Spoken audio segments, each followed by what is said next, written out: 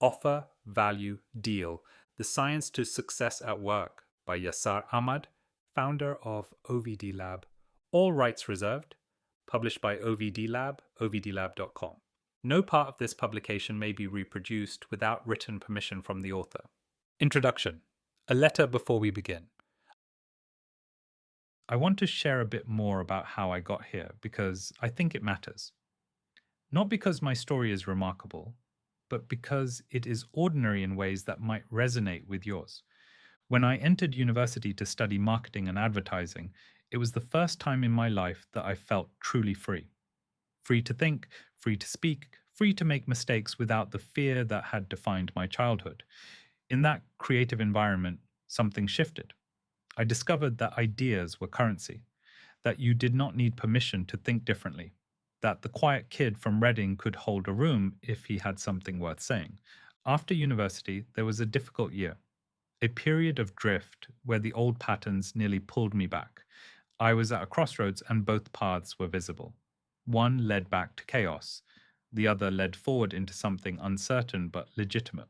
I chose forward. At 21, I walked into a corporate office with a cheap suit, a firm handshake, and a conviction that would not quit. If I could figure out how to win without the rulebook, I could master the game with it. The corporate world was not what I expected. It was slower, more political, more nuanced than anything I had encountered. But I was a fast learner. Not the fastest technically, but the fastest at reading people. I understood dynamics. I understood why one person's idea landed and another's did not. I understood instinctively that the game was being played on a level that most people could not see. I also discovered something about myself that would define my career. I was not the most talented person in any room I entered, but I was often the most observant.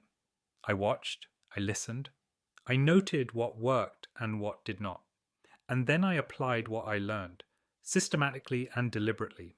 Within 10 years, that approach took me from entry level to VP, not through brilliance, through literacy, through understanding the unwritten rules and playing by them while everyone else was wondering why the written ones were not working. I was not naturally charismatic. I learned charisma. I was not naturally confident. I built confidence. I was not naturally political. I studied politics. Everything I teach, I first had to learn, and that is why I know it can be taught. Let me start with something uncomfortable. You're probably very good at your job. You might even be exceptional. You turn up, you deliver, you solve problems that other people cannot solve, and you do it with a quiet competence that should, by all rights, have taken you much further than it has. And yet here you are reading this book, because somewhere in the back of your mind there is a nagging feeling that something is not quite right, that the rules of work are not what you were told they were, that being good at what you do is somehow not enough.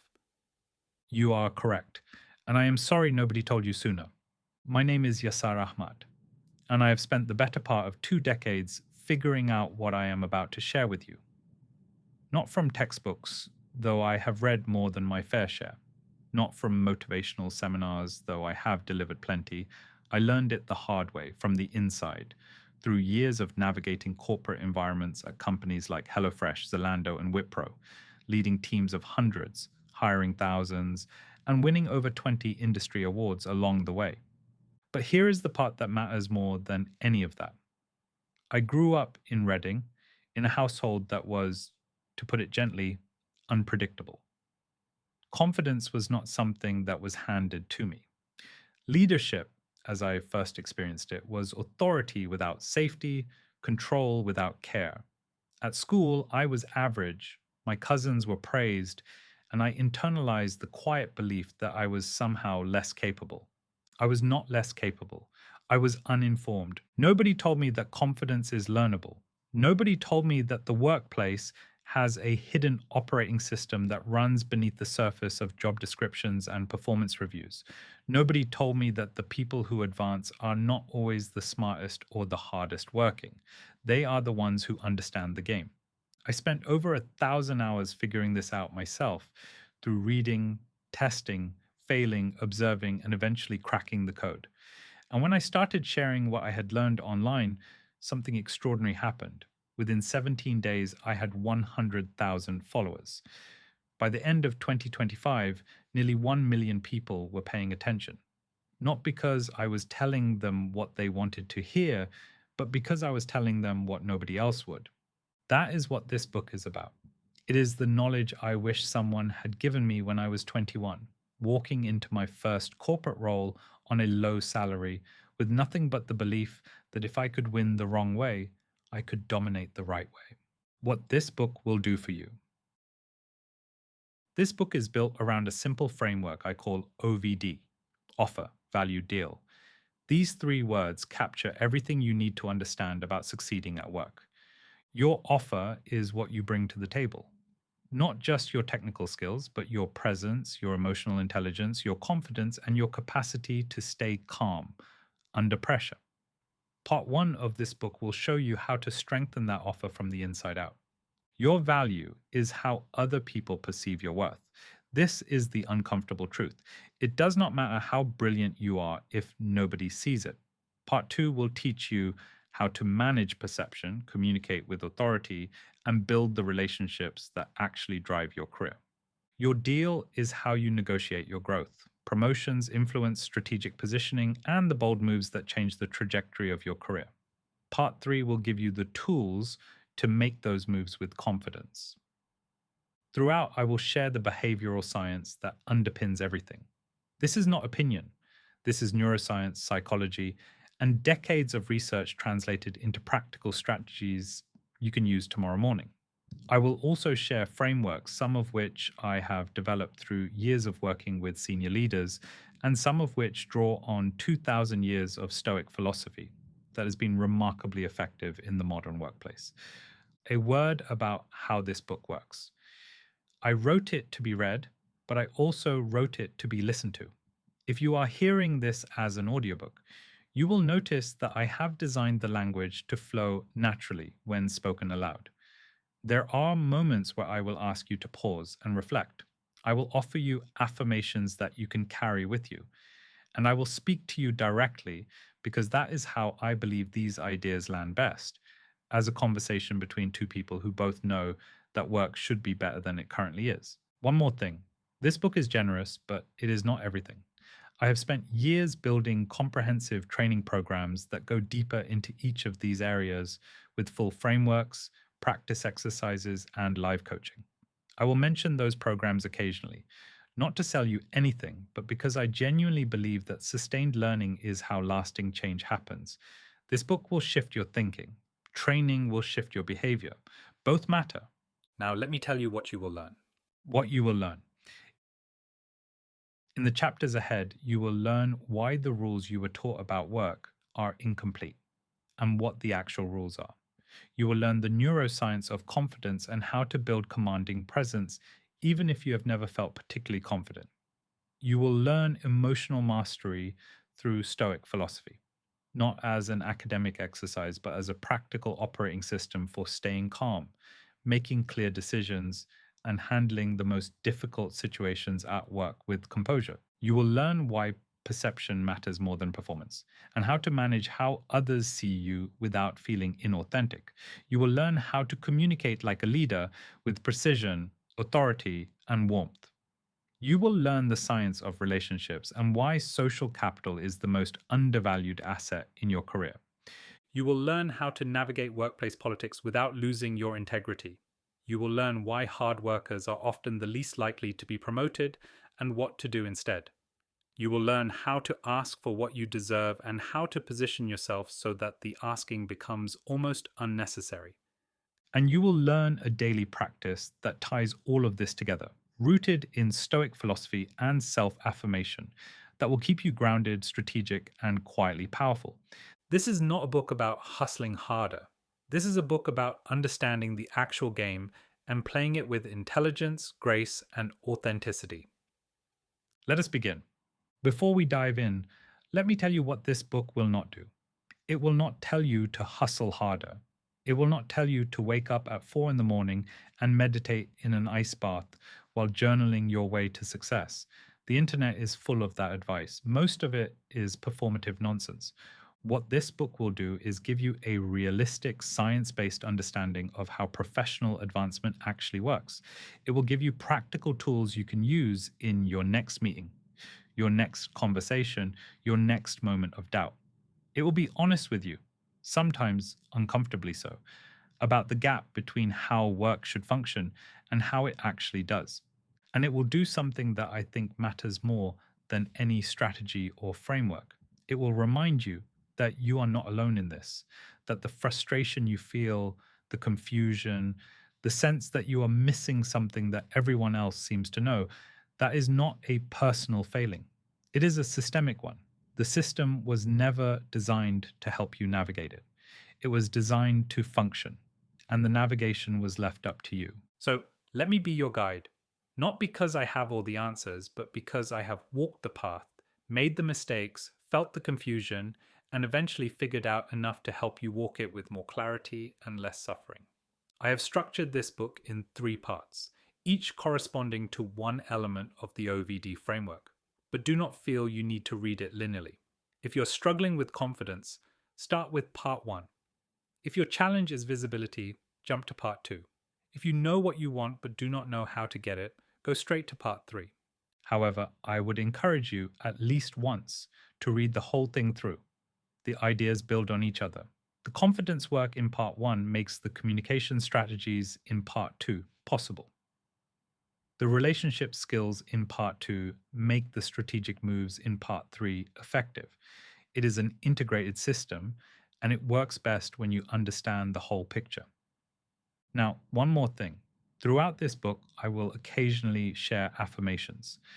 These are not empty positive thinking, they are rooted in neuroscience.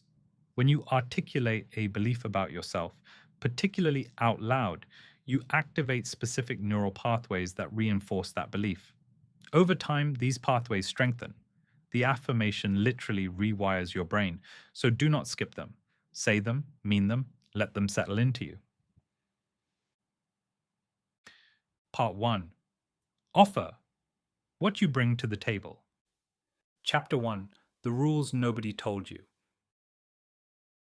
There is a moment in almost every ambitious person's career when the ground shifts beneath their feet. It is the moment they realize that being excellent at their job is not by itself going to get them where they want to go. I remember mine clearly. I was in my late 20s working at an international firm, and I had just watched someone get promoted to a role I knew I deserved. Not because of ego, but because I had the results. I had the relationships with the teams. I had solved the problems that mattered. And yet, the promotion went to someone else. Someone who, frankly, I did not think was as capable as I was. That evening, I sat with the discomfort of it. And rather than getting angry, I got curious.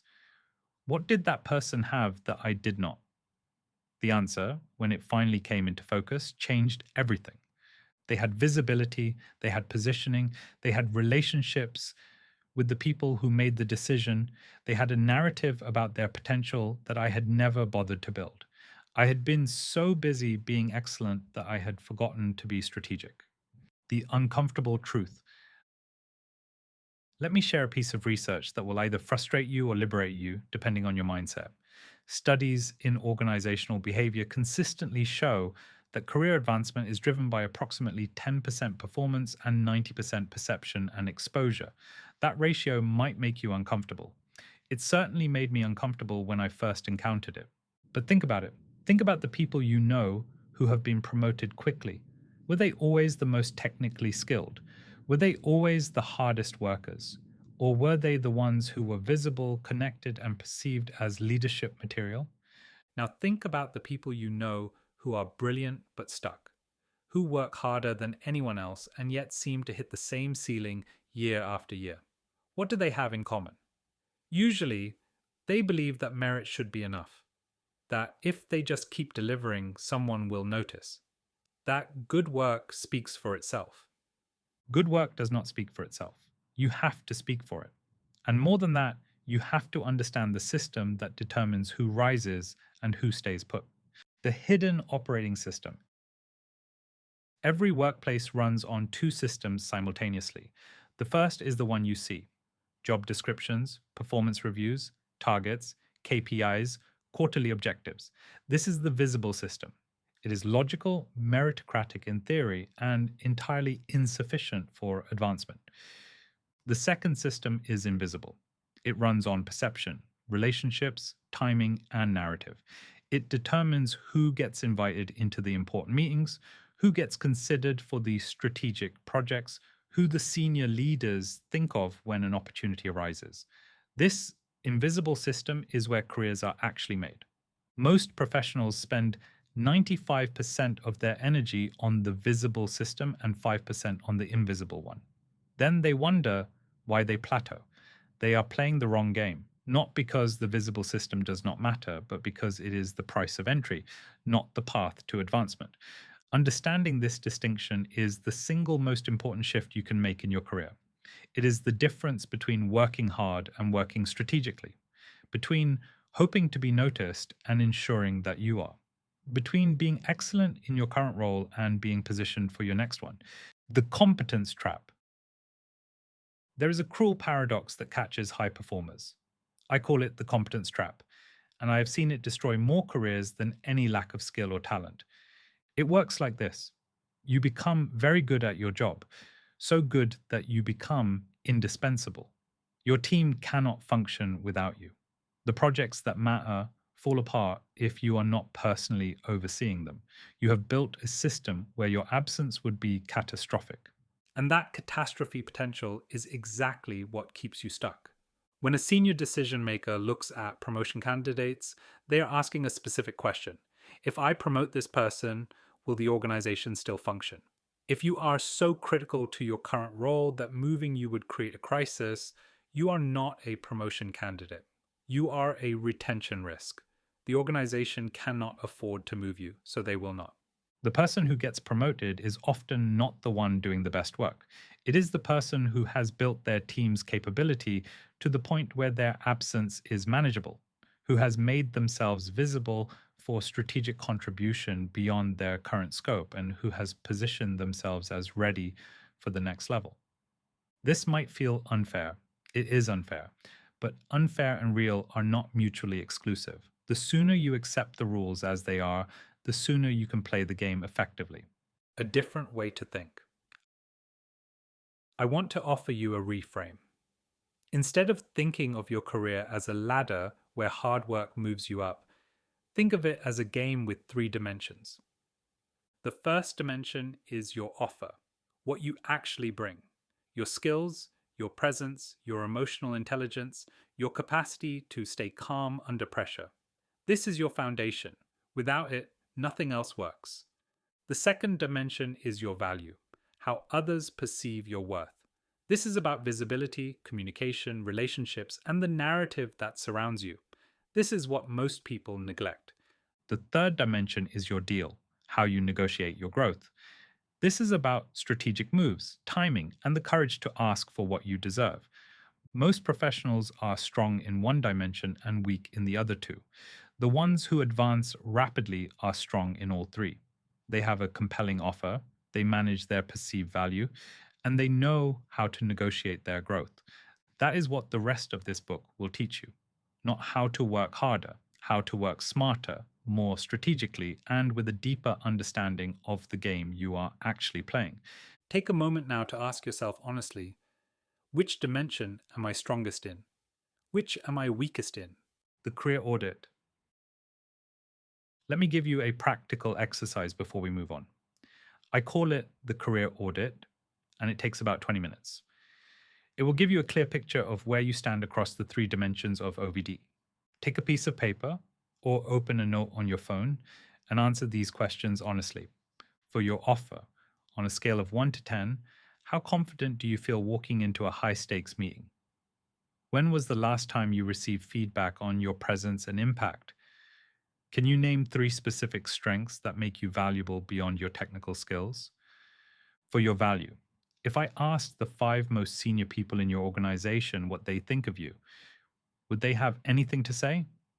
When was the last time you proactively made your work visible to someone who matters? Do people outside your immediate team know what you contribute? For your deal, When was the last time you asked for something you wanted, clearly and directly? Do you know the specific beliefs that decision makers have about your readiness for the next level? Do you have a strategic plan for your advancement, or are you hoping that merit will be enough? If your answers reveal gaps, that's not a problem. That is information. And information, once you have it, is the raw material of strategy.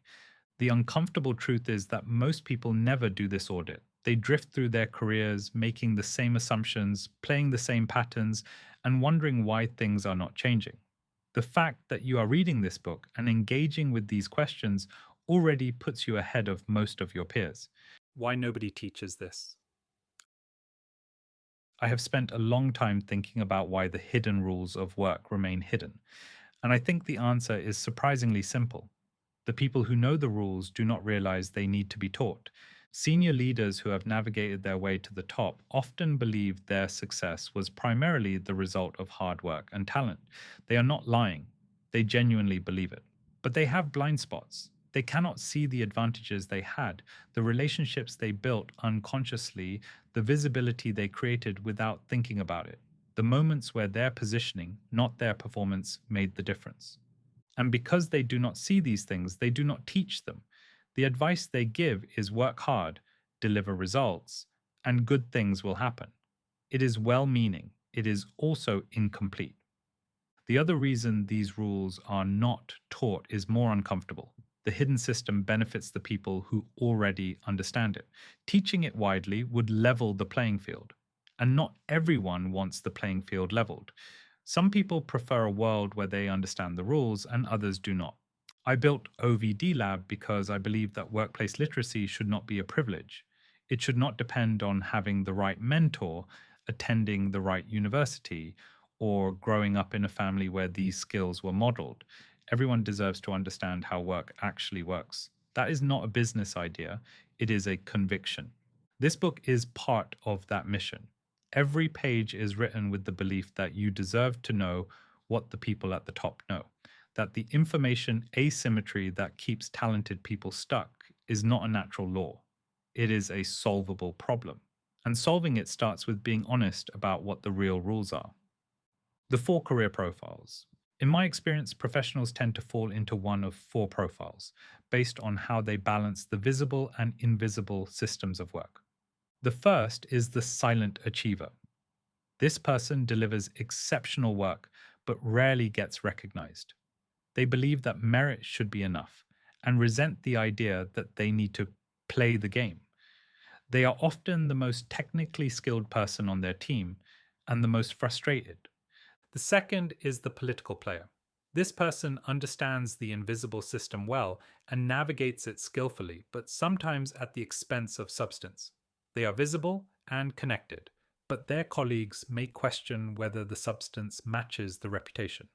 The third is the comfortable plateauer. This person has found a comfortable level in the organization and has stopped pushing. They may have been burned by a promotion rejection or simply lost the drive. They are competent and reliable, but they have accepted their ceiling.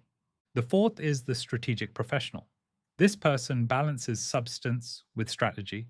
They deliver excellent work and make sure it is visible.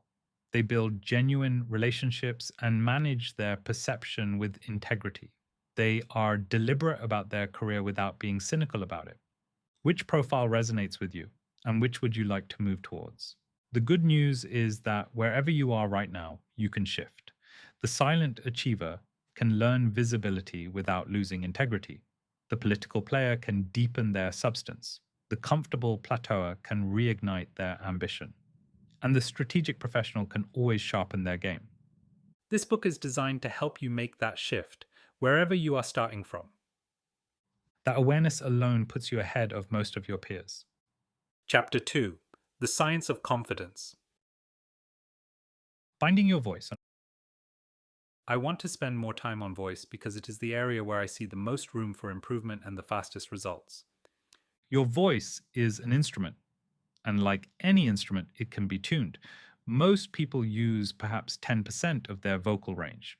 They speak in a narrow band of pitch, pace, and volume, and they never experiment with what lies outside that band.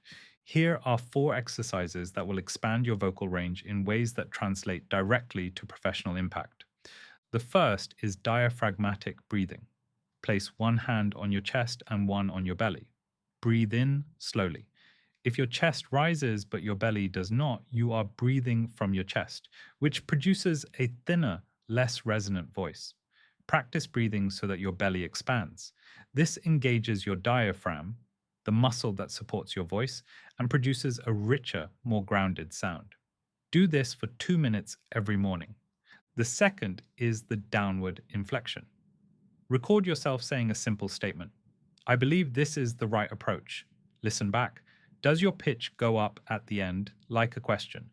If so, you are undermining your authority with every sentence. Practice ending your statements with a slight downward inflection. This sounds more decisive, more confident, and more authoritative. The third is the deliberate pause. In your next conversation, practice inserting a 1 second pause before you respond to a question. Just 1 second. It will feel like an eternity to you, but it will sound thoughtful and measured to the other person. Over time, extend these pauses. Learn to be comfortable in silence. Silence is not awkward. Silence is powerful. The fourth is vocal warm ups. Before an important meeting or presentation, spend 2 minutes humming gently, then saying the vowel sounds. Ah, A, E, O, at a comfortable volume. This warms up your vocal cords and helps you speak from your diaphragm rather than your throat. Athletes warm up before they perform. Your voice deserves the same respect. These exercises might feel silly. Do them anyway. The difference between a voice that commands attention and one that fades into the background is not talent, it is practice. The confidence audit. Before we leave this chapter, I want you to conduct a quick confidence audit on yourself. This is not about judging yourself. It is about getting honest data. Think about the last 3 high-stakes situations you were in. A presentation, a difficult conversation, a meeting with senior leaders. For each one, ask yourself, how did I feel physically? Was I tense, calm, shaky, grounded? How was my voice? Fast or measured? High or grounded?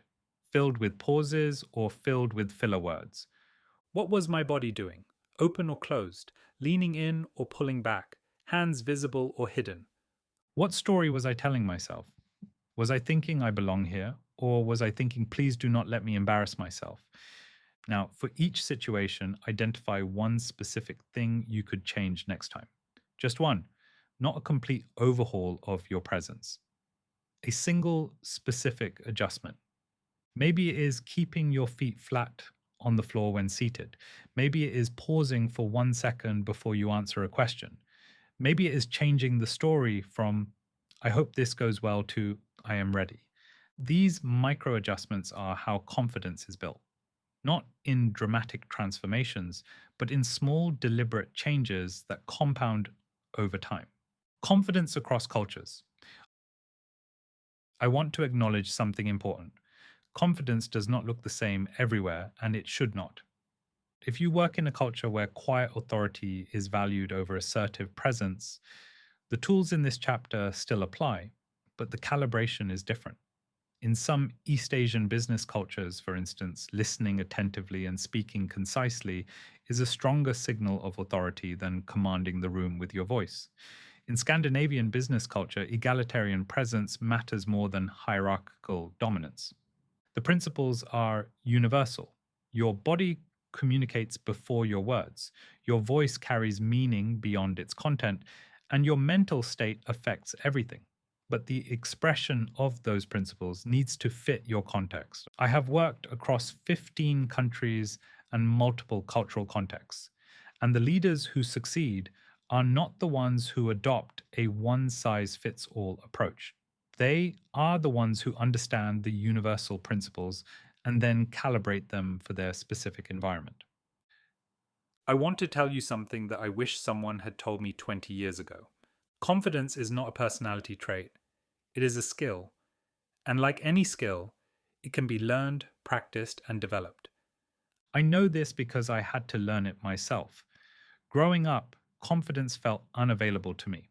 I was compliant, anxious, and performed rather than belonged. At school, I was managed, not nurtured.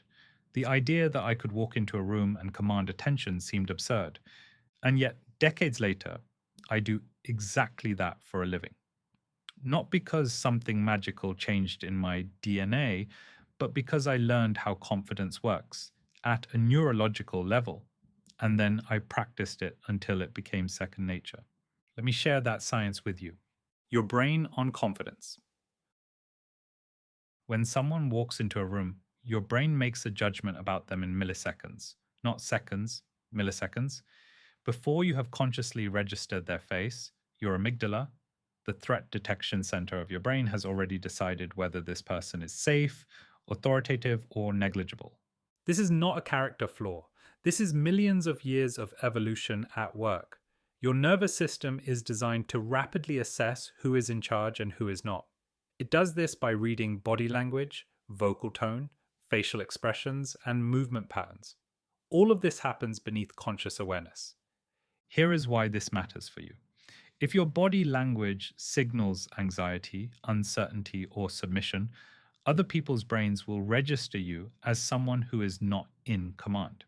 It does not matter how brilliant your ideas are. It does not matter how well prepared you are. If your nervous system is broadcasting anxiety, the people around you will pick it up through their mirror neurons, those remarkable neural circuits that fire both when you perform an action and when you observe someone else performing it.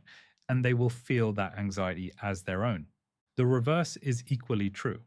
If your body language signals calm, authority, and groundedness, other people's brains will register you as someone worth paying attention to. Their mirror neurons will fire in response to your confidence, and they will literally feel more settled in your presence. This is what I mean when I say confidence is contagious. It is not a metaphor, it is neuroscience. The confidence stack. Over years of working with senior leaders, I have identified 3 layers that stack together to create genuine, sustainable confidence.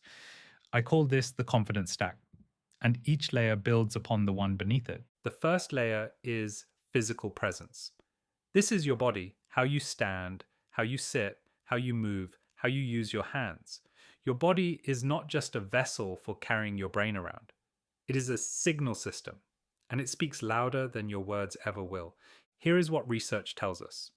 When you adopt an open, expansive posture, shoulders back, chest slightly open, head level, your nervous system responds by reducing cortisol, the stress hormone, and increasing your sense of control. When you hunch, cross your arms, or make yourself small, your nervous system reads that as a threat response and increases your stress levels. You're not just communicating confidence to others, you are communicating it to yourself. Practical application. Before your next important meeting, spend 30 seconds standing with your feet shoulder width apart, your shoulders back, and your head level. Feel the ground beneath you. Breathe from your diaphragm. This is not positive thinking, this is physiology.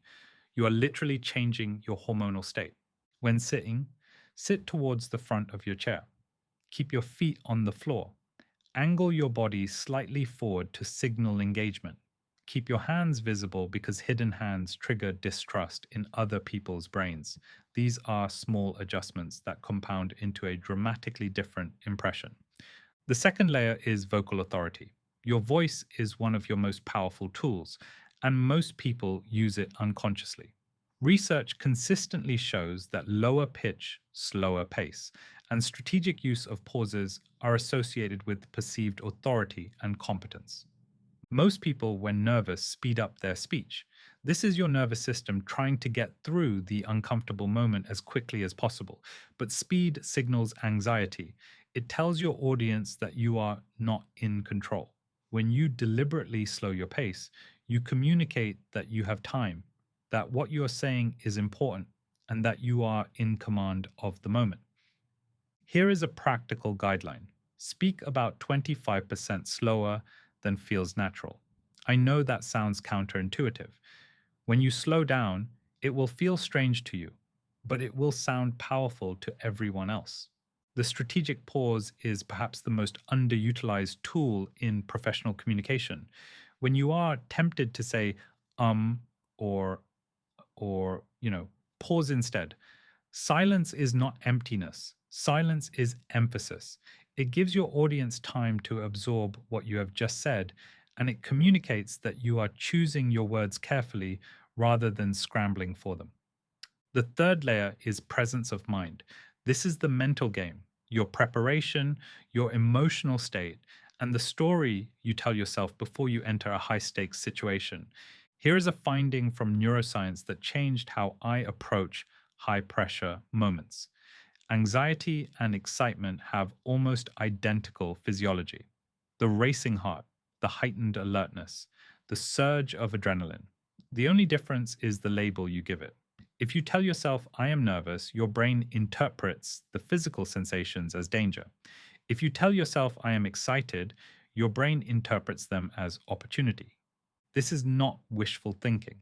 This is documented neuroscience. The reframe is real and it works.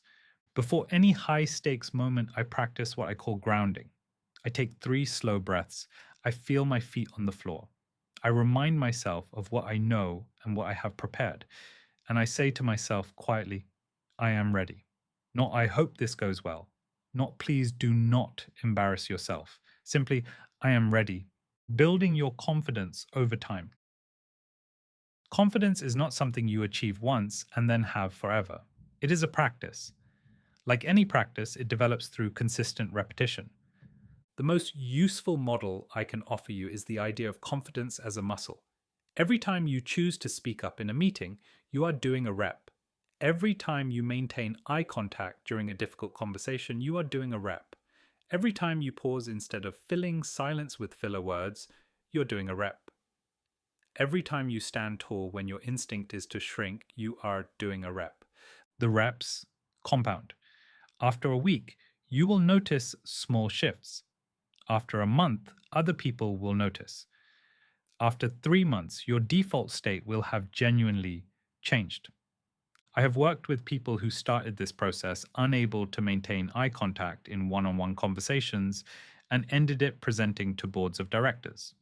The transformation was not instant and it was not easy, but it was achievable because confidence is not a gift, it is a skill. And here is something worth knowing. Research suggests that 98% of leaders develop their executive presence over time. They are not born with it, they build it, which means you can too. Let me leave you with an affirmation for this chapter. Say it to yourself now, quietly, and mean it. I have the right to take up space. My voice matters. My presence is my power. Chapter 3: Emotional Mastery, the Stoic's Edge. The evening practice, a deeper look. I want to expand on the evening reflection because I think it deserves more attention than I initially gave it. Marcus Aurelius, the Roman emperor and perhaps the most famous Stoic practitioner, kept a journal. His Meditations, which was never intended for publication, is essentially a collection of evening reflections. He would write to himself about his day, examining his reactions, his decisions, and his character. You do not need to write a philosophy text, but the practice of reflecting on your day is genuinely transformative. Here is a more detailed version of the evening practice. Ask yourself 5 questions. What tested me today? Identify the moment or moments where your composure, patience, or values were challenged. Name them specifically. How did I respond? Be honest. Did you respond from your values or did you react from your fears? Did you manage the moment well or did it manage you? What would I do differently? Not as self criticism, but as preparation. If you face the same situation tomorrow, what would the best version of you do? What am I grateful for? This might seem like a cliche, but gratitude practice has measurable effects on your nervous system. It reduces cortisol, increases positive neural pathways, and builds resilience. Name 3 specific things. Not vague gratitude for life in general, but specific moments. I am grateful for the conversation with my colleague this afternoon because she helped me see a different perspective. What did I learn about myself? This is the deepest question. Every day reveals something about who you are, what you care about, and where you are in your development. capture that learning, even if it is small. These 5 questions, answered honestly, become a practice of self knowledge. Over weeks and months, patterns emerge. You start to see your growth. You start to recognize the triggers that keep catching you and the situations where you show up at your best. That data is priceless. Stoicism and self affirmation. The connection. I want to draw a connection between Stoic philosophy and the practice of self affirmation because they are more closely linked than most people realize. Stoicism is sometimes portrayed as the philosophy of suppressing emotions, of being hard and indifferent. That portrayal is wrong. Stoicism is actually the philosophy of choosing your response. It is deeply compassionate, deeply self aware, and deeply committed to living according to your values. Self affirmation, when done properly, is the same thing. It is not about lying to yourself. It is not about telling yourself you are amazing when you feel terrible. It is about reminding yourself of your values, your strengths, and your commitment to growth. It is about using language to reinforce the neural pathways that support the person you're becoming. When you say, I am calm, composed, and strategic, you are not describing your current emotional state. You are activating a pattern that your brain can follow. You are giving your nervous system a template. Over time, that template becomes your default. The science is clear on this. Self affirmation activates the ventromedial prefrontal cortex, the part of your brain involved in self worth and identity. It reduces the stress response. It improves problem solving under pressure. It increases openness to feedback. So, when I offer you affirmations throughout this book, I am not being sentimental. I am giving you a neuroscientific tool. Use it. The emotional landscape of work. Before we explore Stoic philosophy further, I want to name something that most leadership books avoid. Work is emotional. It is emotional because your career is tied to your identity, your livelihood, your sense of purpose, and your self worth. When someone criticizes your work, they are not just criticizing a deliverable, they are touching something much deeper. When you are passed over for promotion, it is not just a career setback, it can feel like a referendum on your value as a person. This is why emotional regulation is not a nice to have. It is the operating system that makes everything else possible. If you cannot manage your emotional response to workplace events, no amount of strategy, communication skill, or relationship building will save you. Because one unregulated moment can undo months of careful positioning. I have seen it happen. A brilliant executive who spent 18 months building credibility destroyed it in 30 seconds with an emotional outburst in a board meeting. A talented manager who had cultivated strong relationships burned them to the ground with a single retaliatory email sent at midnight from an activated amygdala. The Stoics understood this 2,000 years ago. They knew that our emotional responses, more than our circumstances, determine our quality of life. And they developed practices, remarkably practical ones, for managing those responses. What I find extraordinary is how directly applicable these ancient practices are to modern corporate life. The challenges are different, but the underlying dynamics are the same. Human beings dealing with uncertainty, conflict, ego, fear, and the desire for recognition. The compound effect of calm. Let me share something about what happens when you practice emotional regulation consistently over time. At first, it is effortful. You notice a trigger. You work through the 4 step process, and it takes conscious effort. You might still feel activated even after you have chosen your response. That is normal. You are building a new neural pathway, and new neural pathways take time to strengthen. After about 2 weeks of consistent practice, something shifts. You start catching yourself earlier. Instead of noticing the trigger after you have already reacted, you notice it in real time. The gap between stimulus and response starts to widen. After about 2 months, something more significant happens. People start to comment. Your team notices that you're calmer. Your manager notices that you handle pressure differently. Your peers start seeking your input on difficult situations because they trust your composure. After 6 months, it becomes your reputation. You are known as someone who stays calm under fire. someone who can be trusted with difficult conversations, someone who brings stability to chaos. And that reputation, more than any technical skill or strategic maneuver, is what marks you as leadership material. I know this because I lived it. The journey from panic attacks and sertraline to calm, deliberate leadership was not instant. It was gradual, imperfect, and sometimes frustrating. But the compound effect of daily practice, of choosing response over reaction, of investing in emotional fitness the same way you invest in physical fitness, that compound effect is extraordinary. You do not have to be perfect. You just have to be better than you were last week. The power of written reflection. I want to add one more practice to your daily playbook. It is the simplest and perhaps the most powerful. Write, not essays, not long journal entries, just a few lines each day about what you noticed, what you learned, and what you want to do differently. The act of writing forces clarity. When a thought stays in your head, it can remain vague, circular, and unresolved. When you put it on paper, it crystallizes. You see patterns. You recognize growth. You identify the things that keep tripping you up. I have kept some form of written reflection throughout most of my career. Some days it is 3 sentences. Some days it is 3 pages. The consistency matters more than the volume. If you take nothing else from this chapter, take this. Spend 5 minutes at the end of each day writing about what happened, how you handled it, and what you noticed about yourself. Over time, those 5 minutes will become the most valuable investment you make in your development. The integration of everything. If this book has felt like a lot of information, let me offer a simplifying thought. Everything in these pages comes down to 3 practices. First, know yourself. Understand your triggers, your strengths, your gaps, and your patterns. The self-awareness work we covered in chapters on emotional mastery and the inner game. Second, manage how you show up.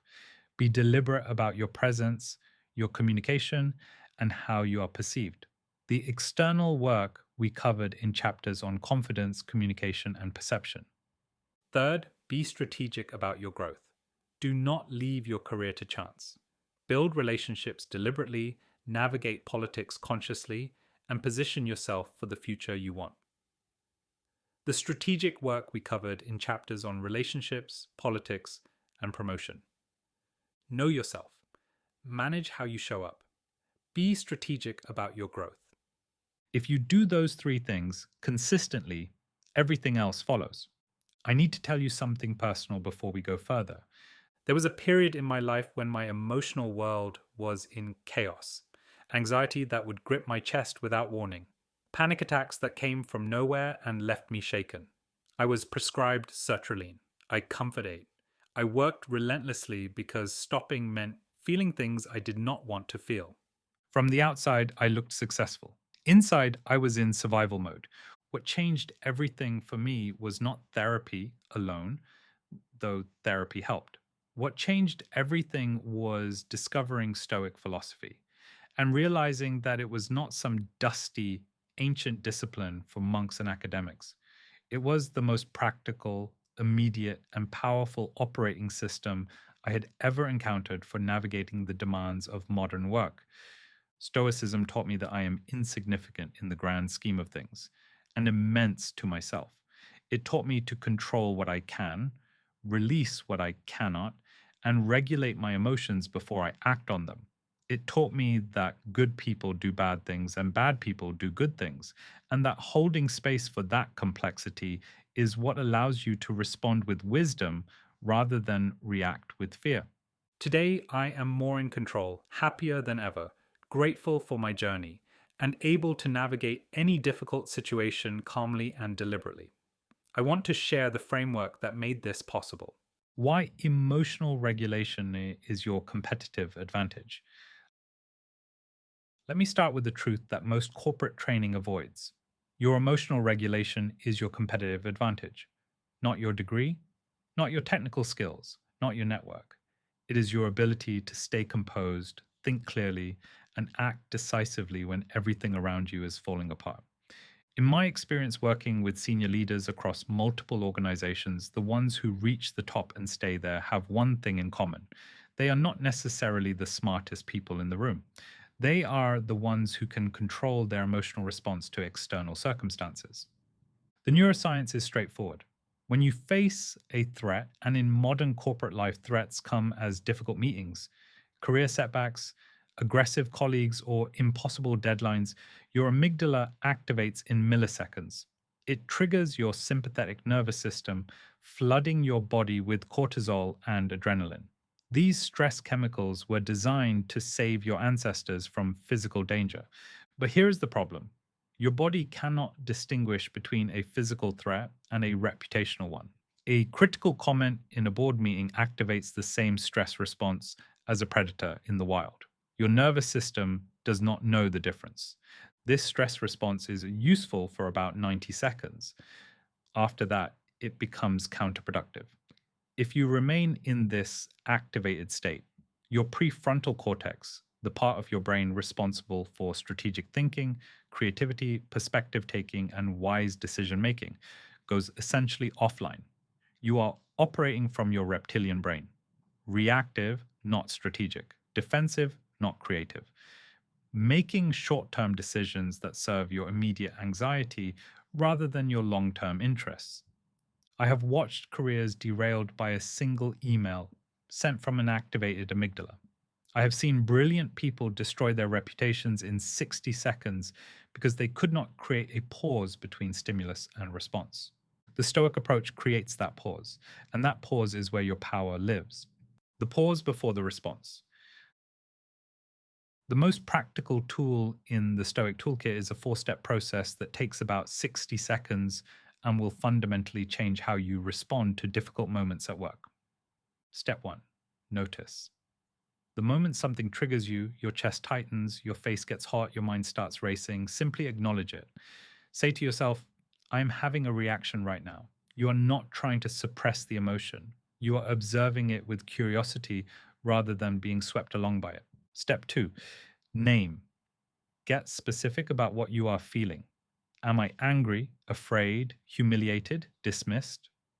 Research from UCLA neuroscientists has shown that the simple act of naming an emotion activates your prefrontal cortex and dampens your amygdala's activation. Naming literally changes the neurobiology of your response. Step 3: normalize. Remind yourself that what you are feeling is a completely normal human response. You are not broken. You're not overreacting. Your amygdala does not distinguish between a physical threat and a social one. That is not a flaw. That is human biology. When you stop judging yourself for having the emotion, you reduce the secondary reaction. You are no longer angry plus ashamed of being angry. You are just having a normal response to a difficult moment. Step 4: choose. Now that your prefrontal cortex is back online, you can consciously choose how to respond, not from fear, not from anger, from your values and your long term interests. What response serves me best here? What would the version of me I am trying to become do in this moment? This entire sequence can happen in 60 seconds. With practice, it becomes automatic. Your nervous system learns that activation does not mean you have to act on it. Let me give you a practical example. Imagine you are presenting quarterly results to the executive team.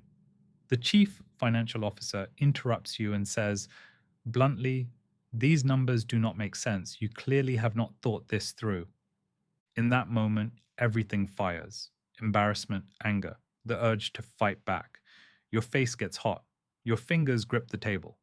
Without the pause, you might become defensive. You might fire back something sharp. You might crumble and lose your train of thought. Any of these responses damages your credibility. With the pause, you notice the activation. You name it.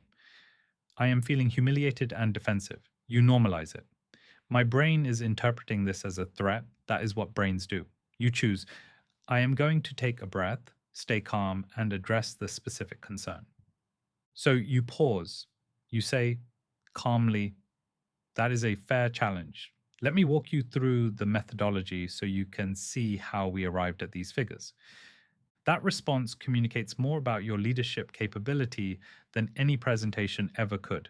It says, I can handle pressure. I am not reactive. I am composed. That composure becomes your reputation. And reputations, as we will explore later, are the currency of advancement. The thermometer and the thermostat. There is a concept I share with every leader I work with, and it has become one of the most memorable frameworks I teach. Most people at work are thermometers. They reflect the emotional temperature around them. If the organization is stressed, they are stressed. If their boss is anxious, they are anxious. If there is chaos, they are chaotic. Thermometers are pulled by their circumstances. The people who lead, who influence, who advance are thermostats. They set the temperature. They walk into a chaotic room and something settles. Not because they are pretending everything's fine, but because their calm is genuine and it becomes a signal to everyone else's nervous system that things are going to be all right. There is actual neuroscience behind this. It is called emotional contagion. Mirror neurons in the brains of people around you literally catch your emotional state. If you walk into a room anxious and reactive, everyone around you becomes subtly more tense. If you walk in grounded and calm, everyone settles.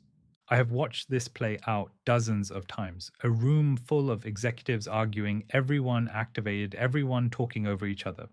And then one person, often not the most senior person in the room, speaks quietly and calmly.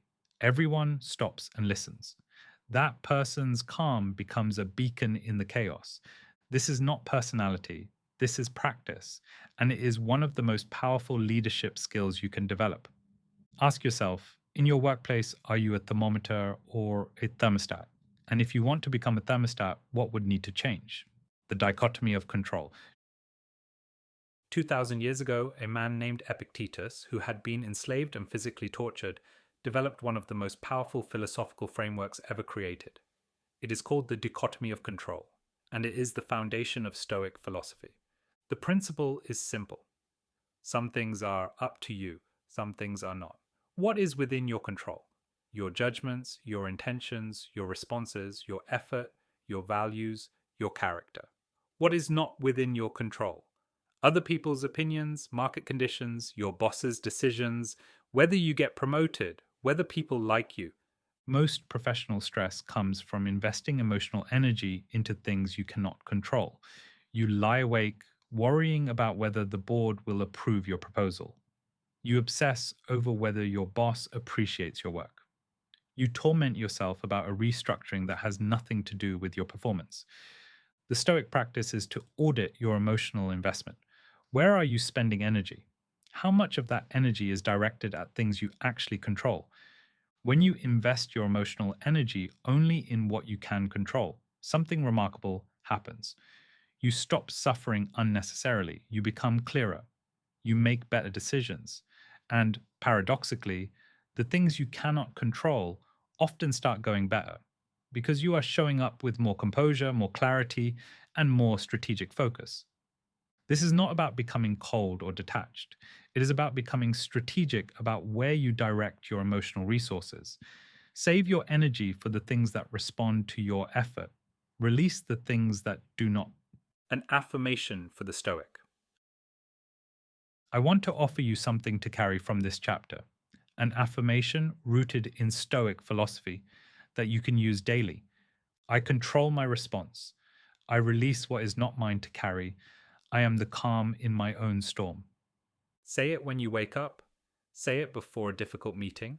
Say it when you feel the activation rising. Not because the words are magic, but because they are a signal to your nervous system. They are a reminder of who you are choosing to be. Chapter 4: The Inner Game. Before we move into the external world of perception and communication, I want to spend time on something that sits beneath all of it: your relationship with yourself. I have worked with people earning extraordinary salaries, people with impressive titles and global responsibilities, who still wake up every morning wondering when everyone will discover that they are a fraud.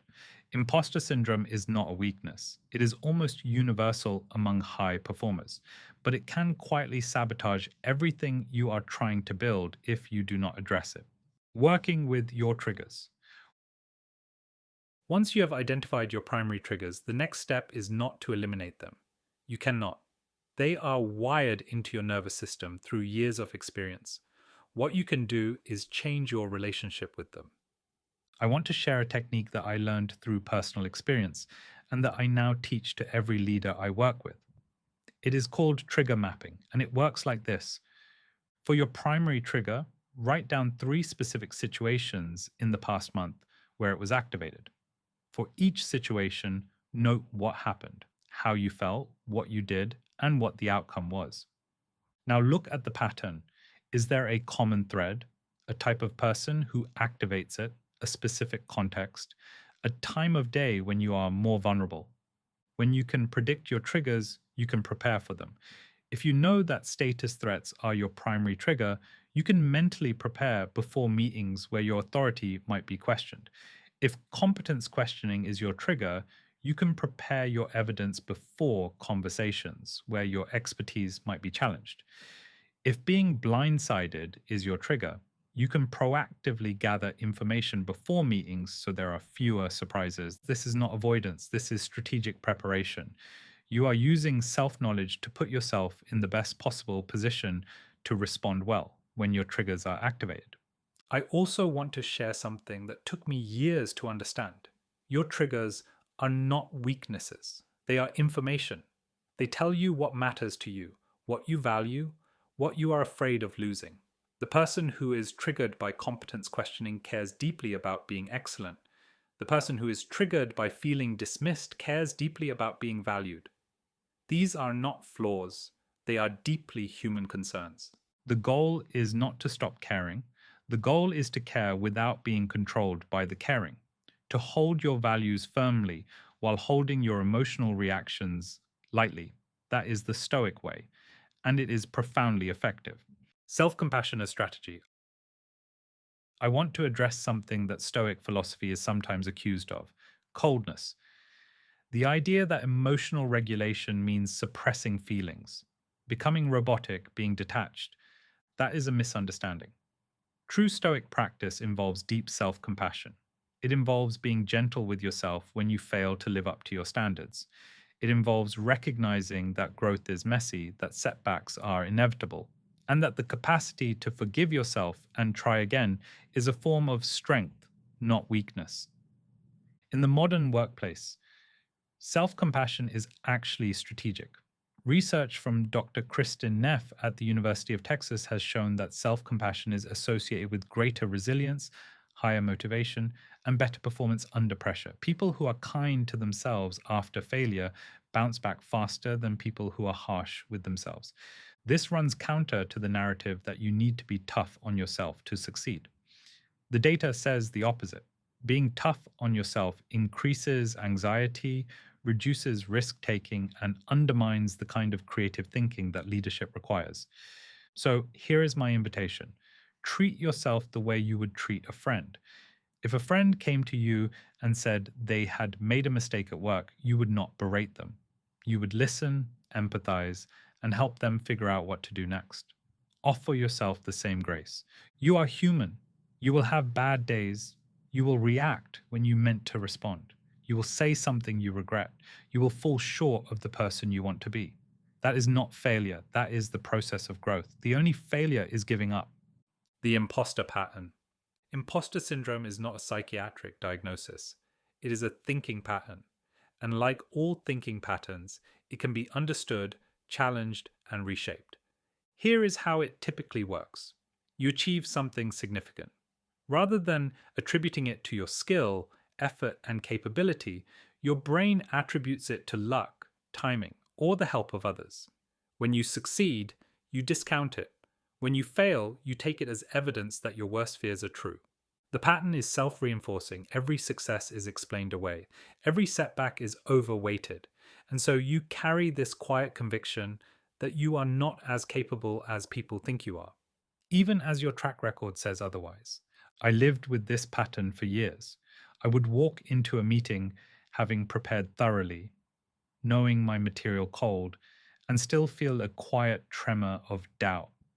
Who am I to be in this room? What if they ask me something I cannot answer? What if they see through me? What broke the pattern for me was understanding the neuroscience behind it. Your brain has a negativity bias, an evolutionary feature that gives more weight to threats than to rewards. This was useful when threats were physical things that could eat you. It is less useful in a corporate meeting room where the only threat is someone disagreeing with your quarterly forecast. When you understand that your brain is designed to overweight the negative and underweight the positive, you can start to correct for it. Not by ignoring the doubt, but by actively and deliberately acknowledging the evidence that contradicts it. Know your triggers. Every person has specific emotional triggers, situations that reliably activate their stress response. Understanding yours is crucial because you cannot manage what you do not understand. In my work with senior professionals, I have identified 5 triggers that are nearly universal. The first is status threat, the perception that your position or standing is being diminished. You get asked to present alongside someone more junior, and it feels like a demotion even when it is collaboration. The second is competence questioning.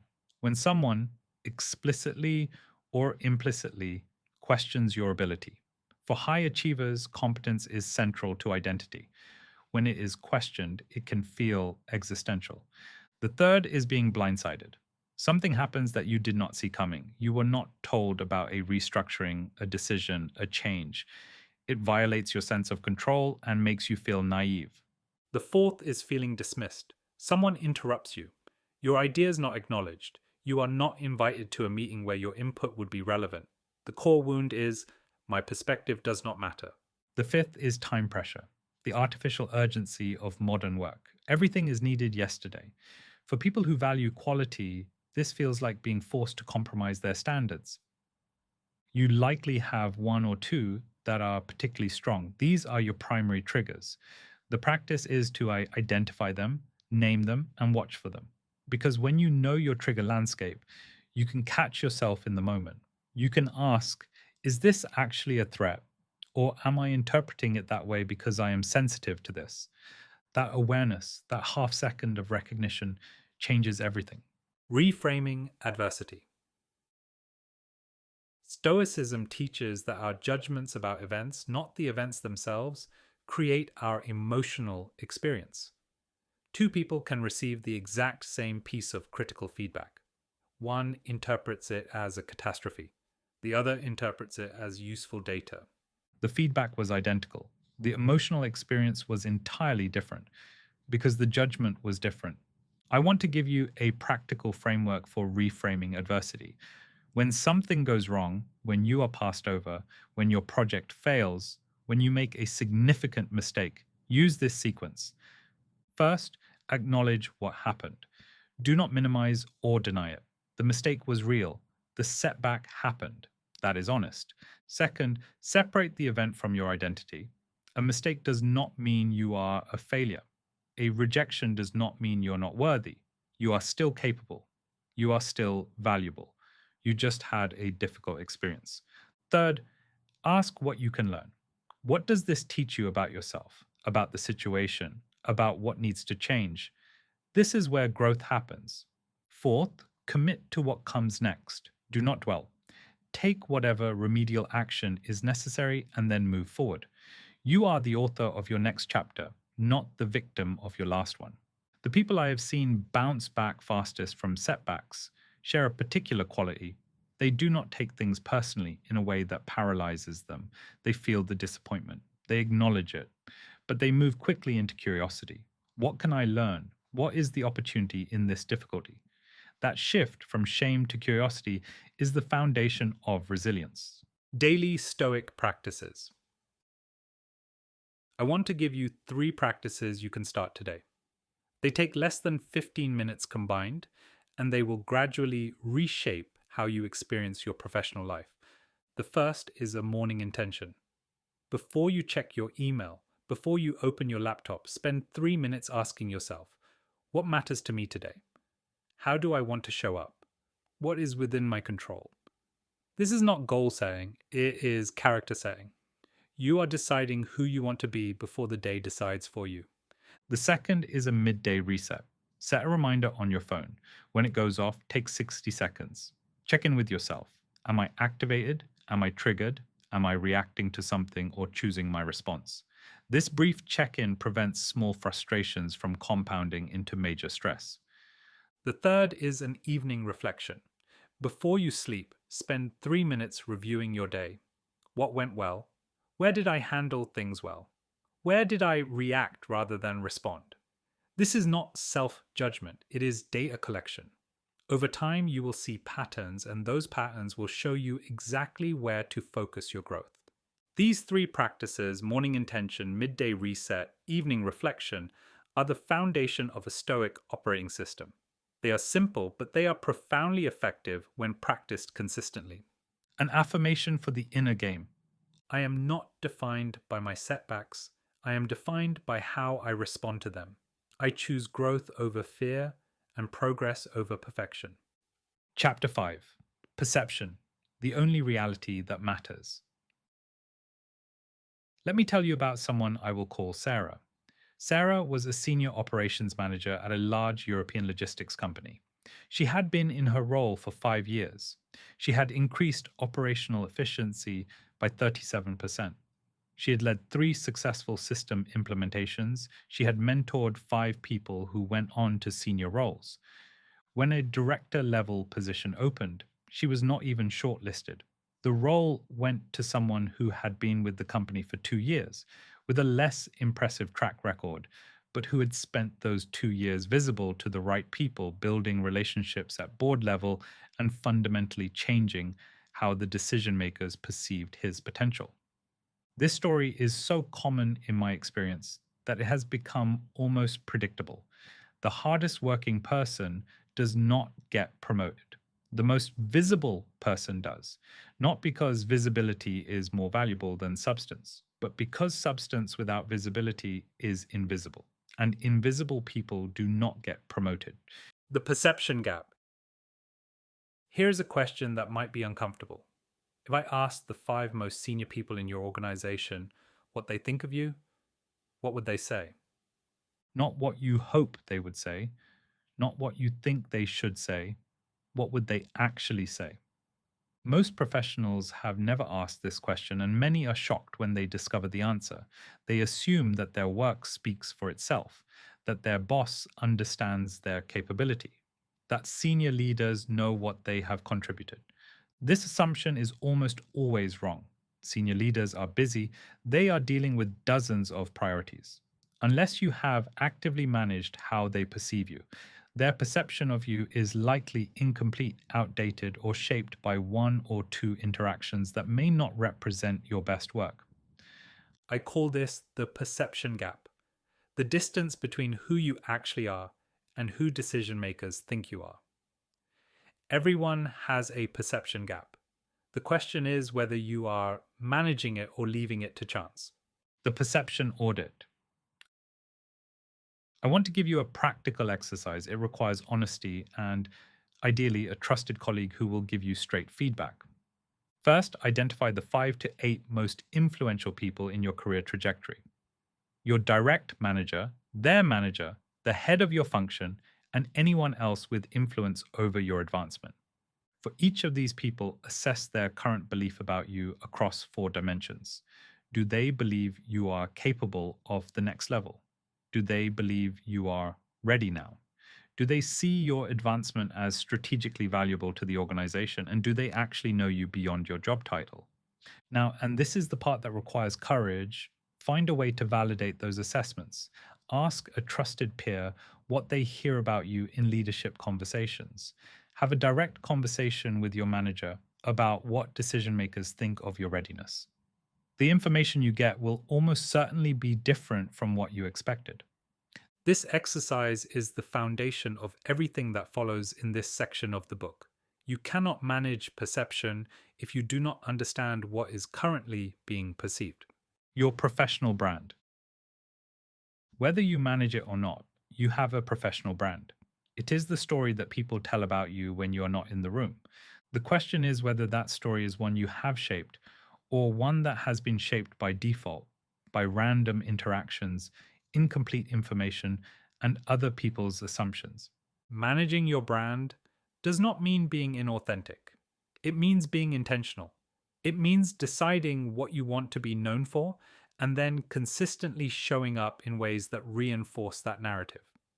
Think about the most influential leaders you have worked with. They have a clear brand. You know what they stand for. You know what to expect from them. That clarity is not accidental. It is the result of consistent intentional choices. Your brand is built from four elements. First, how you show up physically, your presence, your energy, your body language. Second, how you communicate, your clarity, your precision, your tone. Third, what you are associated with, the projects, the initiatives, the outcomes linked to your name. Fourth, how others experience working with you. Are you reliable, thoughtful, strategic, supportive? The elite professionals I have worked with think about these elements deliberately. They do not leave their brand to chance. And as a result, the story that surrounds them in the organization is the story they want told. Making work visible. One of the most practical skills you can develop is the ability to make your work visible without feeling like you are bragging. This is where many people get stuck. They were taught, perhaps culturally, perhaps in their upbringing, that good work should be quiet, that talking about your achievements is arrogant, that self promotion is unseemly. I understand that instinct. I shared it for years, and it held me back. Here is the truth: making your work visible is not self promotion. It is ensuring that the value you create gets noticed by the people making decisions about your future. If they do not know what you have contributed, they cannot advocate for you. There are subtle, authentic ways to do this. In a meeting with senior stakeholders, you might say, "We hit our customer retention target a quarter ahead of plan. And the key factor was the new onboarding process our team designed, which reduced friction by 40%. You are not bragging. You are contextualizing impact. You might send your manager a quarterly brief. Here is what I accomplished this quarter. Here is the impact. Here is what is coming next. This is not about ego. It is insurance that your contributions do not disappear from memory when promotion conversations happen. You might share a lesson learned from a difficult project with colleagues in other functions. This positions you as someone who thinks beyond their silo and who is generous with knowledge. Visibility is a practice. It takes work, and it may feel uncomfortable at first, but over time, it creates a narrative. Senior leaders start to think of you differently. You are not just executing in your role, you are contributing strategically. You are thinking broadly. You are someone who matters to the organization's future, not just its present. The narrative test. I want to give you a simple but powerful exercise. I call it the narrative test. Imagine that you are not in the room when a promotion decision is being made.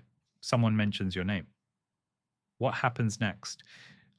In the ideal scenario, multiple people nod. Someone says, "She has been exceptional," and lists specific examples. Someone else says, "I have worked with her on a cross functional initiative, and she has real strategic depth." Someone else says, "She is already operating at that level." The narrative is clear, consistent, and compelling. In the worst case scenario, someone says your name and there is silence. People look at each other. Someone says, "She is good at her job, but I'm not sure I have seen enough to know if she is ready." The narrative is vague, uncertain, or absent. Which scenario is closer to your reality? And what would need to change to shift it towards the ideal? The narrative that surrounds you in your organization is perhaps the most important thing you can manage. Because narratives are sticky. Once people believe something about you, it takes enormous effort to change that belief. The person who is labeled as a workhorse will have to work twice as hard to be seen as a strategist. The person who is labeled as junior will have to demonstrate extraordinary sophistication to be seen as senior material. Managing your narrative is not about fabrication, it is about curation, making sure that the most accurate, most strategically valuable version of your story is the one that gets told. Your digital presence. In today's professional landscape, your brand extends beyond the physical office. How you present yourself on LinkedIn, in virtual meetings, and in written communications all contribute to your overall perception. I am not going to lecture you about building a personal brand on social media, but I will say this: the way you communicate in writing reveals your thinking. A thoughtful LinkedIn post about a challenge in your industry positions you differently than saying nothing at all. A well crafted email that demonstrates strategic thinking positions you differently than a reactive, poorly structured one. Every written communication is a branding opportunity, not in a performative way, but in a genuine one. The quality of your thinking, the clarity of your expression, the precision of your language, these all contribute to how you are perceived. If you're going to put something in writing, make it count. Make it clear, concise, and reflective of the leader you are becoming. Chapter 6: Communicate like you mean it. There is a phenomenon I have observed in almost every organization I have worked with. The smartest people are often the worst communicators, not because they lack vocabulary or eloquence, but because their deep expertise becomes a barrier. They know so much about their subject that they forget their audience does not share that knowledge. They communicate in the language of their discipline rather than the language of their audience. And so their brilliant ideas land with a thud, not because the ideas are weak, but because the translation is missing. I call this the curse of knowledge. The more you know, the harder it is to remember what it is like not to know it. And if you cannot bridge that gap, your expertise is trapped inside your head, impressive but inaccessible. This chapter is about breaking that curse, about communicating with precision, authority, and warmth, about making sure that what you say lands the way you intend it to. Mastering the meeting. Meetings are where careers are made and unmade. They are the primary arena where your communication skills, your presence, and your strategic thinking are on display. And yet, most professionals give almost no thought to how they show up in meetings. Here are 5 principles for meeting mastery that I teach in my training programs. First, prepare differently. Do not just prepare your content, prepare your presence. How do you want to be perceived in this meeting? What is the one message you want to leave with the room? Who in the room matters most to your objectives, and how will you engage them? Second, arrive with energy. I do not mean arrive buzzing with caffeine. I mean arrive having done a 60-second presence check. Are you grounded? Is your posture open? Is your breath settled? A brief check before you walk through the door transforms how you show up. Third, contribute strategically, not constantly. You do not need to speak in every meeting, but when you do speak, make it count. One well timed, well articulated contribution is worth more than 10 average ones. The person who speaks once and says something sharp is remembered longer than the person who speaks throughout and says nothing memorable. Fourth, listen more than you talk. In most meetings, the person who listens most carefully has the greatest advantage. They understand what is actually being discussed, what the underlying tensions are, and what needs to happen next. They can then contribute a synthesis or insight that nobody else saw because everyone else was too busy talking. Fifth, close with clarity. If you are leading a meeting, end with a clear summary of decisions and next steps. If you are a participant, consider being the person who offers that summary. It is a small act of leadership that signals organizational thinking and authority. Communication in the digital age. I want to address something specific to the modern workplace: the art of written communication.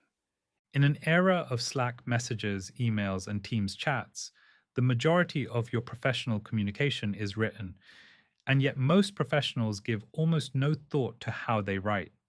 Your writing reveals your thinking. A clear, well structured email signals a clear, well structured mind.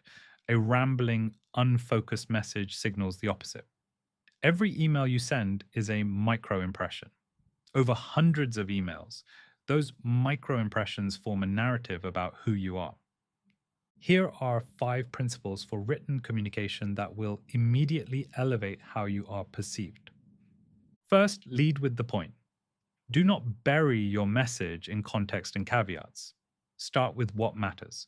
I recommend we proceed with option B because it reduces risk while maintaining timeline. The context can follow for those who need it. Second, be brief. Respect the reader's time. If your email is longer than 5 lines, it should probably be a meeting. If it is longer than a paragraph, use bullet points or numbered lists. Make it scannable. Third, use specifics. Not the project went well, but the project delivered a 12% improvement in customer retention, exceeding our target by 3 percentage points. Specifics build credibility. Vagueness erodes it. Fourth, end with a clear action. What do you need from the reader? By when? If the email does not require action, say so. For your awareness, no action needed. Clarity saves everyone time. Fifth, read it once before sending. Not for grammar, though that matters too. Read it for tone. Does this sound the way I want to be perceived? Is this the person I am trying to be? If not, adjust.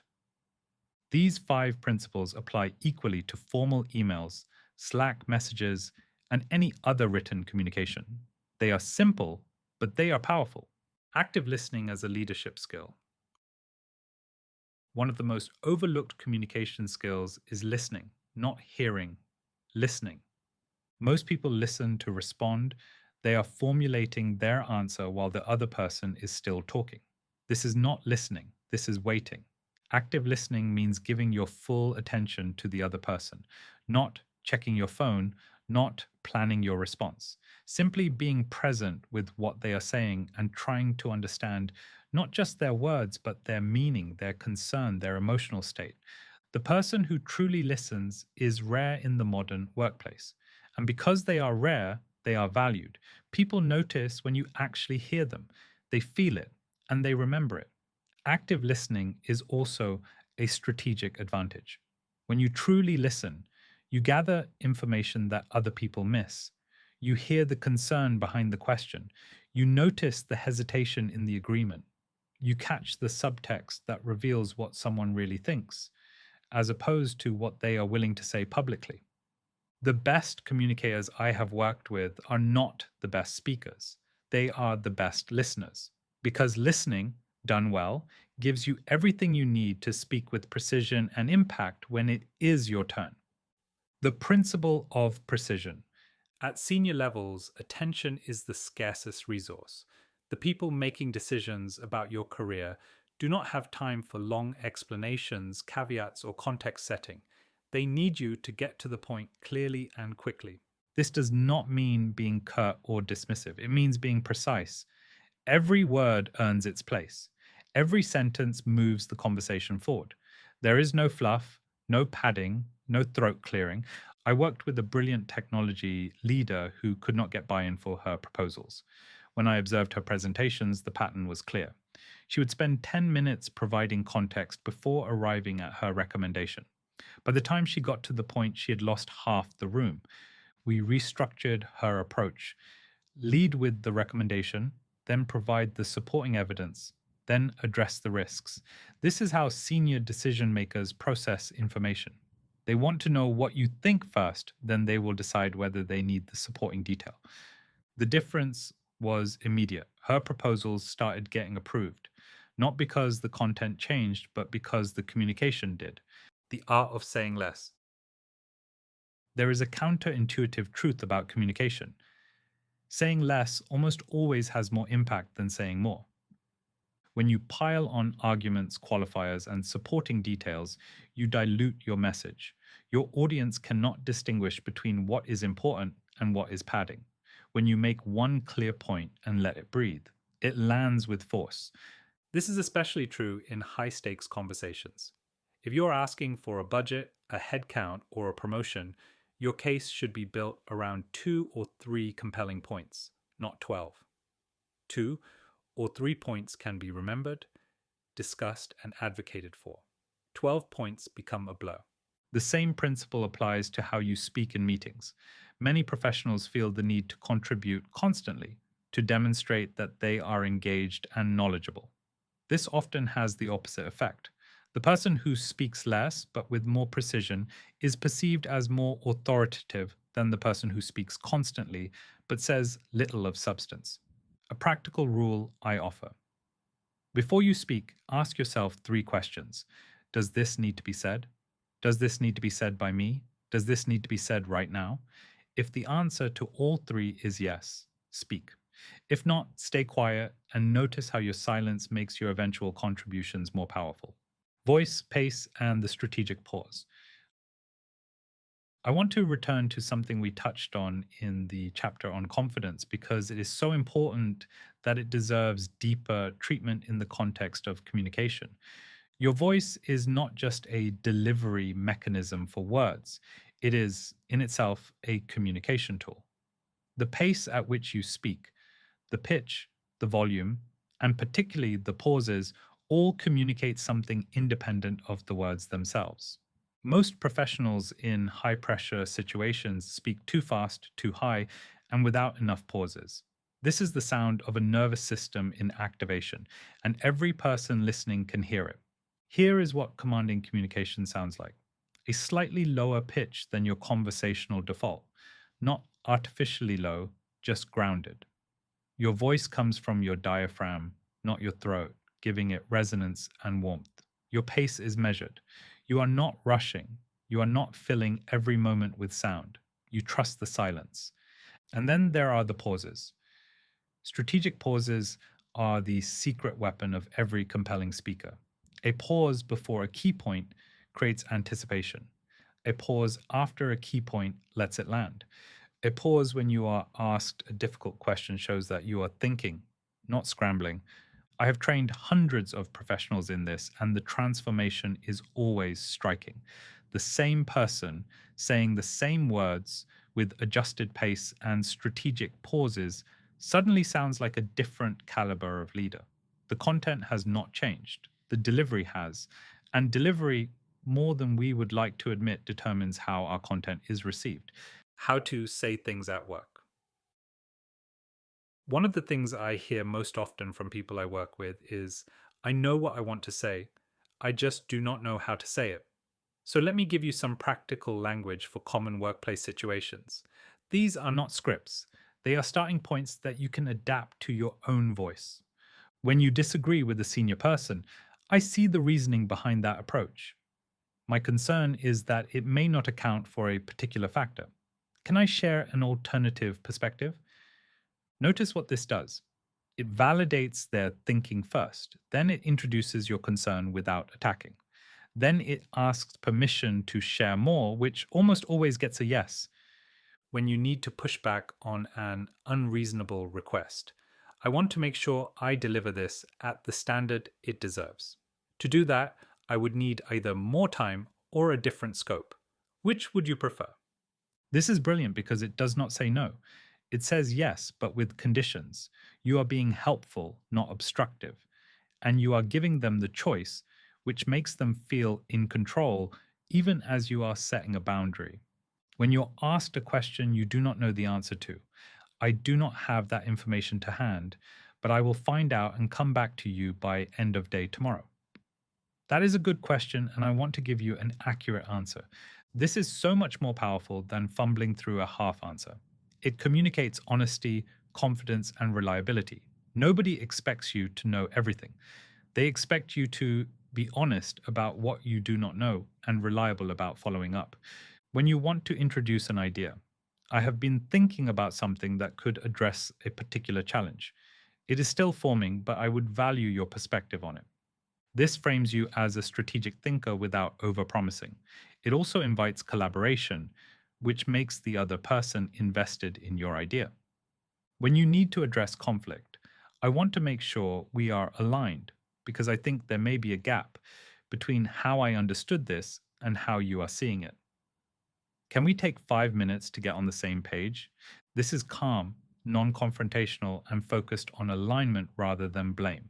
It de escalates tension before it becomes conflict. These phrases may seem simple, but they represent a fundamental shift in how you communicate. They signal confidence, strategic thinking, and emotional maturity, and they are the kind of communication that makes senior leaders sit up and pay attention. The power of translation. The most valuable communicators are not the ones who know the most. They are the ones who can translate complex ideas into language that anyone can understand. This is a skill that I believe should be taught in every university program and every corporate induction. The ability to take a complicated concept and make it clear, accessible, and compelling is the single most powerful communication skill you can develop. In my training programs, I teach a full methodology for this kind of translation. But here is the core principle you can start applying immediately. Always ask yourself, who am I talking to and what do they care about? If you are presenting to a finance team, they care about numbers, risk, and return on investment. If you are presenting to a creative team, they care about innovation, vision, and possibility. If you are presenting to the board, they care about strategy, risk mitigation, and competitive advantage. The same idea, framed differently for each audience, lands completely differently. This is not manipulation, it is empathy. It is the recognition that different people process information through different lenses, and meeting them where they are is how you get things done. An affirmation for communication. I speak with clarity and purpose. My words create understanding.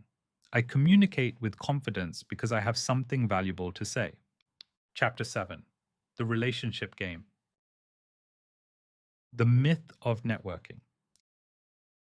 I want to dispel a myth that holds many people back: the idea that networking means going to events, handing out business cards, and making small talk with strangers over lukewarm coffee.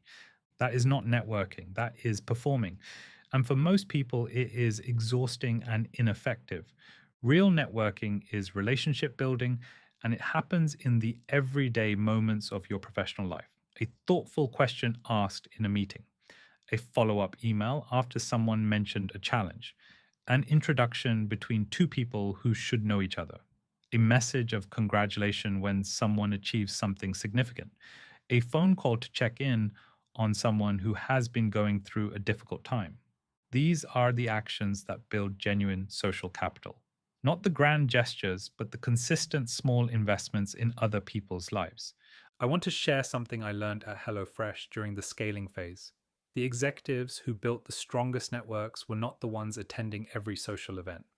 They were the ones who remembered details, who followed up, who created moments of genuine connection in the course of ordinary business. One leader I observed had an extraordinary ability to make people feel seen.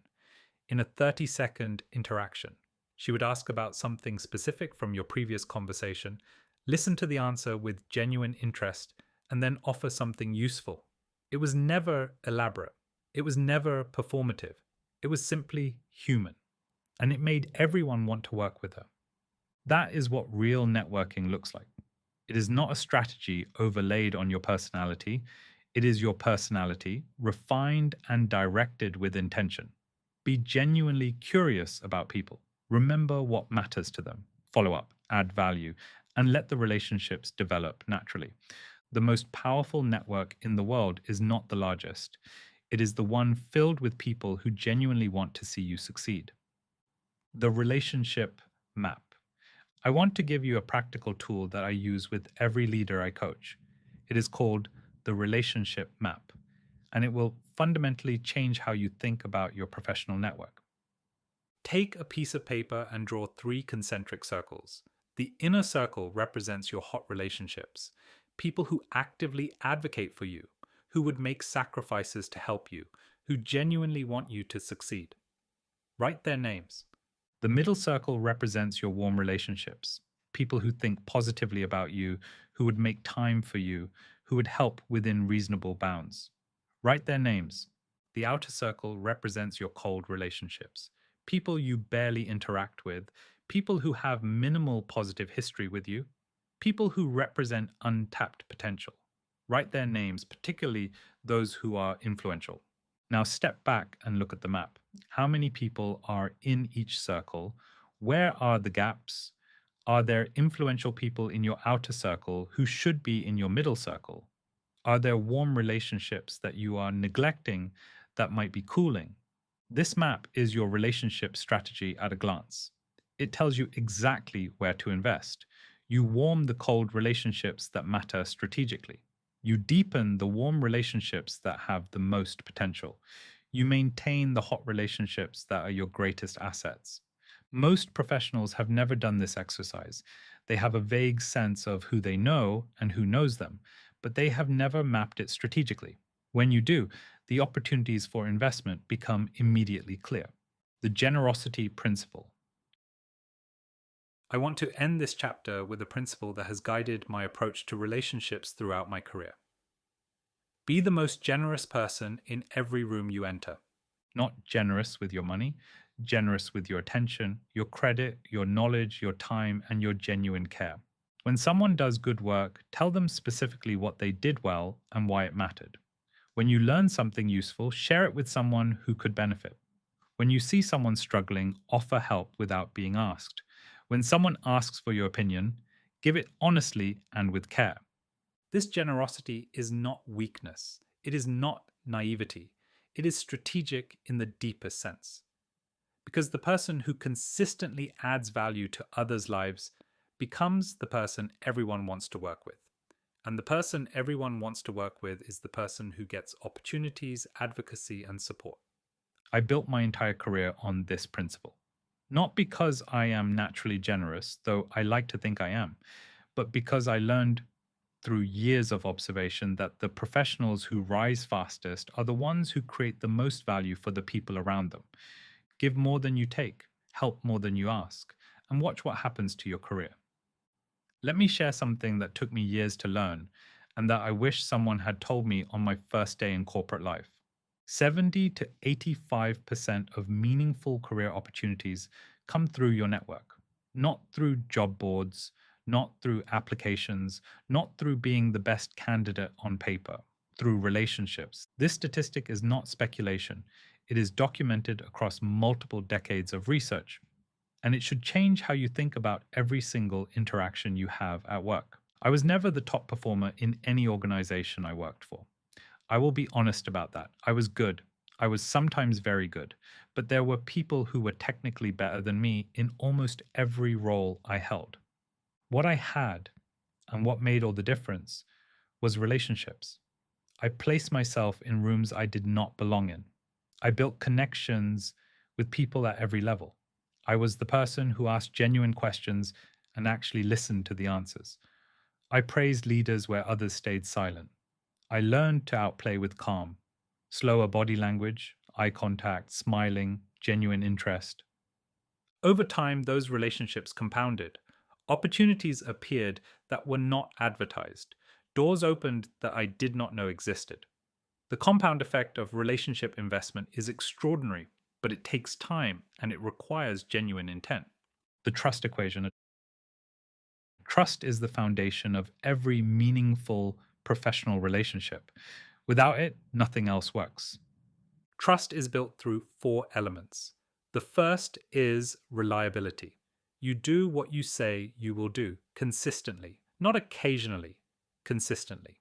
In a world where most people overpromise and underdeliver, being someone who always follows through is remarkably powerful. The second is competence. People trust you when they believe you know what you're talking about. This does not mean you need to be an expert in everything. It means being genuinely knowledgeable in your area and honest about the areas where you are not. The third is genuine interest. People trust you when they believe you care about them, not just about what they can do for you. This is where most networking goes wrong. People approach relationships transactionally, they want something, and the other person can feel it. Genuine interest, real curiosity about someone's work, their challenges, their perspective, creates a fundamentally different dynamic. The fourth is vulnerability. Not excessive vulnerability, not oversharing, but the willingness to be honest about what you do not know, to admit mistakes, and to show up as a real person rather than a polished professional mask. When you are willing to be genuine, others feel safe being genuine with you. And that is where real trust is built. The power of small interactions. The most significant relationships in your career will not be built in dramatic moments. They will be built in hundreds of small interactions, each one depositing a tiny amount of goodwill into your relationship account. a quick, thoughtful response to someone's email, a genuine question in a corridor conversation, remembering something someone mentioned weeks ago and following up on it, giving someone specific, thoughtful credit for their work, offering a piece of useful information without being asked. These are micro interactions, and they are the invisible architecture of trust. I made a habit throughout my career of what I call the 30-second strategy. Every time I encountered someone I wanted to build a relationship with, I would invest 30 seconds in a genuine interaction. Not a pitch, not a request, just 30 seconds of real human connection. A question about something they had mentioned, a comment about something I had noticed in their work, a brief piece of context that might be useful to them. Over months, those 30-second investments accumulated. The person moved from seeing me as someone who exists in the building to someone they thought of positively, from someone they would nod to in passing to someone they would make time for, from an acquaintance to an ally. This works because of a well documented psychological principle called the mere exposure effect. The more frequently we are exposed to someone or something, the more we tend to like them. Regular, brief, positive interactions build affection and trust at a pace that surprises most people. Building genuine alliances, there is a level beyond networking that most professionals never reach: the alliance. An alliance is different from a professional friendship. It is a relationship built explicitly around mutual benefit. Two people who understand that they are stronger together, who actively look for ways to support each other, who are willing to advocate for each other behind closed doors. The key word is mutual. If only one person benefits, it is not an alliance. It is a favor. For an alliance to work, both parties must see genuine value. In my career, my most valuable alliances were always cross functional: a relationship with someone in finance when I was in operations, a connection in legal when I was in product. These cross functional alliances gave me access to perspectives and information I would not otherwise have had. They made me more effective, and they made the other person more effective too. Building an alliance requires a conversation that most professionals never have. You need to explicitly discuss the mutual benefit. Something like, I think we could be really effective working together. You bring capability in an area where I am weaker, and I think I bring something useful to you too. Are you open to exploring how we could support each other? That conversation feels vulnerable, but it is also tremendously powerful. It moves the relationship from implicit to explicit. And explicit relationships, where both parties know what they are building, are far more durable and productive than implicit ones. I go much deeper into the science and strategy of relationship building in my training. There are specific frameworks for warming cold relationships, reading social cues, and navigating difficult personalities that are beyond the scope of this book. But the principle is clear: your relationships are your career. Invest in them deliberately, authentically, and strategically. An affirmation for relationships: I build genuine connections. I add value before I ask for it. My network is a reflection of who I am, and I am someone worth knowing. Chapter 8: Navigate the Game. The political map. Let me give you a practical framework for understanding the political landscape of your organization. I call it the political map, and it helps you identify who matters, who has influence, and where the real decisions are made. Start by identifying the key decisions that affect your career and your team: promotion decisions, budget allocations, strategic direction, project assignments.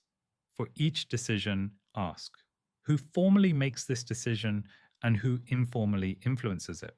The formal decision maker might be your manager or a committee, but the informal influencers, the people whose opinions shape the decision before it is formally made, are often more important.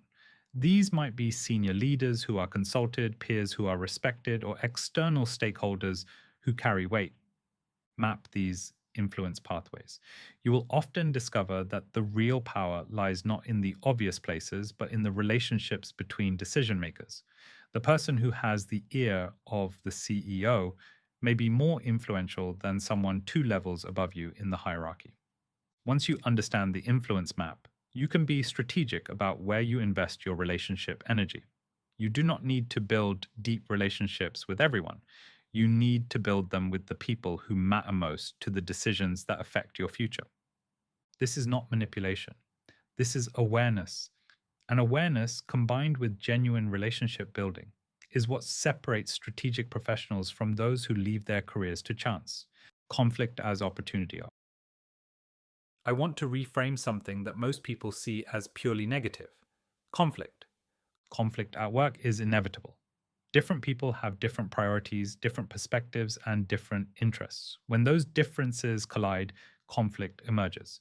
Most people avoid conflict. They smooth things over, defer, accommodate, or simply pretend the disagreement does not exist. But conflict, handled well, is actually one of the most powerful opportunities for career advancement. Here is why. When you navigate a conflict with composure, clarity, and fairness, everyone watches. They watch how you handle the tension. They watch whether you lose your temper or maintain your composure. They watch whether you seek to understand or seek to win. They watch whether you can find a resolution that respects everyone involved. A conflict well handled is a leadership audition. It demonstrates emotional regulation, strategic thinking, communication skill, and maturity. All of the qualities that decision makers look for when considering someone for advancement. So do not avoid conflict. Approach it strategically. Use the Stoic pause to manage your activation. Listen to understand the other person's perspective. Look for solutions that address the underlying interests, not just the surface positions, and handle the whole thing with the calm, measured composure of someone who is already a leader. I need to say something that many people find uncomfortable. Office politics is not optional. It is not a dirty word. It is not something that only manipulative people engage in. It is the reality of every organization with more than one person in it, and your ability to navigate it will determine the ceiling of your career. I spent years resenting politics. I thought it was beneath me. I thought that good work should be enough, that merit should win, that playing the game was for people who could not compete on substance. I was wrong, and that belief cost me years of progress. Politics, at its core, is simply the process by which decisions are made in environments where people have different interests. That is it. It is not inherently cynical. It is not inherently corrupt. It is the reality of human organizations. And then the question is not whether you will engage with politics. You are already in it, whether you acknowledge it or not. The question is whether you will engage with it consciously and strategically, or whether you will leave your career at the mercy of people who do. Understanding the landscape. Every organization has a formal structure and an informal one. The formal structure is the one on the organizational chart. The informal structure is the web of relationships, alliances, influence, and unspoken agreements that actually determines how things get done. The most effective professionals understand both. They know who has formal authority and who has informal influence. They know which relationships drive decisions. They know where the real conversations happen and who is in the room when those conversations take place. This is not cynicism. This is situational awareness. The same way you would want to understand the landscape before making a business investment, you should understand the political landscape before making a career move. Start by asking yourself these questions. Who are the 5 most influential people in my organization? Not necessarily the most senior, the most influential. Who has the ear of the people making decisions? Where do the real conversations happen? And am I in those rooms? Who might be a potential ally? Who might be a potential blocker? What are the unspoken rules about how things get done here? If you cannot answer these questions, you are navigating your career blindfolded. The perception exposure equation. There is a simple equation that governs career advancement in every organization I have worked in. Career success equals performance multiplied by perception multiplied by exposure. Performance is table stakes. You need to be good at your job, but performance alone without perception and exposure yields almost nothing. Perception is how people interpret your performance. Two people can deliver identical results. And if one is perceived as strategic and visionary, while the other is perceived as a reliable workhorse, their career trajectories will diverge dramatically. Exposure is whether the right people even know you exist. If the senior leaders who make promotion decisions have never seen you operate, have never witnessed your thinking, have never had a meaningful interaction with you, your performance and perception are irrelevant because they are invisible. The professionals who advance most quickly are the ones who optimize all three variables simultaneously. They perform well, they manage how their performance is perceived, and they ensure that the right people have direct exposure to their work. Reading the room. One of the most valuable skills you can develop is the ability to read what people are not saying. Every person in every meeting is sending signals: their body language, their tone of voice, the words they choose and the words they avoid, their pace of response, their attention or lack of it. These signals are data. When someone says that sounds good in a flat tone, they do not think it sounds good. When someone who was previously engaged suddenly leans back and crosses their arms, something has shifted. When someone avoids making eye contact during your proposal, they may have concerns they are not voicing. The most effective navigators of organizational politics are the ones who read these signals in real time and adjust their approach accordingly. They notice when someone is uncomfortable and create space for them to voice their concern. They notice when someone is enthusiastic and build on that energy. They notice when the mood of a meeting shifts and they respond to it. This is not manipulation. This is empathy applied strategically. You are paying attention to the people around you and responding to their actual state, not just their words. Navigating difficult people. Every career will include difficult people: colleagues who block your progress, competitors who view your success as their loss, brilliant but abrasive personalities who are hard to work with, leaders who are disengaged or dismissive. The instinct is to avoid these people or to try to defeat them. Both approaches are usually counterproductive. The most effective approach, and this is drawn directly from the training I deliver, is to understand what is driving the difficulty and to position yourself as part of the solution. A blocker is often blocking because saying yes feels risky to them. Their job is to manage risk, and your proposal represents risk. Rather than trying to override their concerns, acknowledge them. I understand your concern about implementation burden. Here is how we can mitigate that. You are validating them. You are showing that you see their perspective.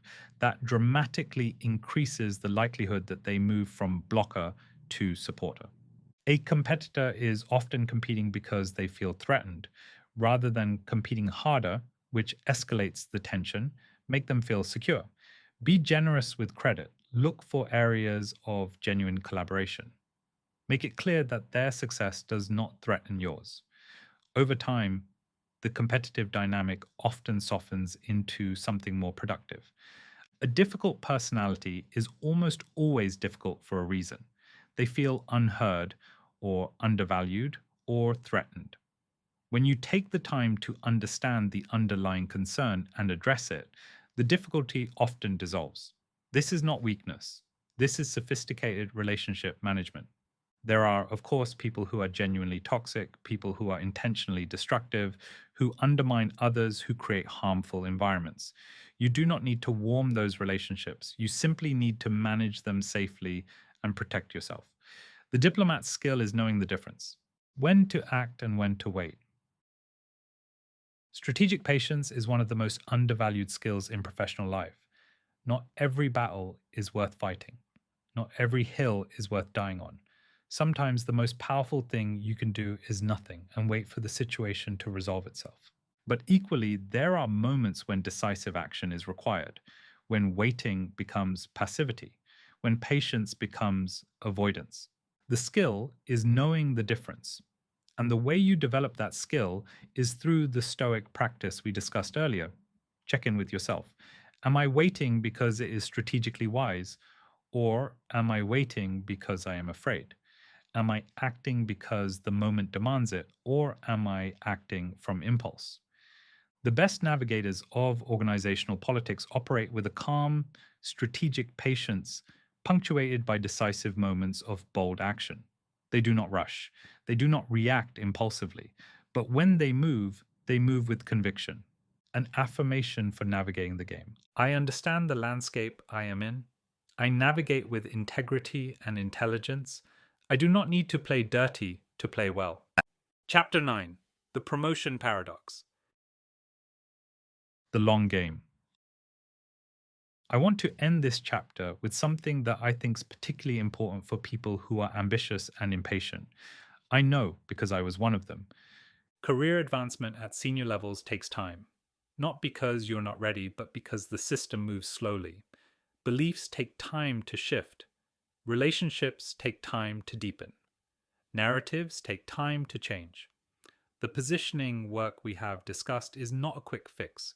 It is a long-term strategy. I have worked with professionals who did everything right and still had to wait 12 to 18 months for the promotion to materialize, not because they were doing anything wrong, but because organizational cycles, budget constraints, and leadership changes created delays.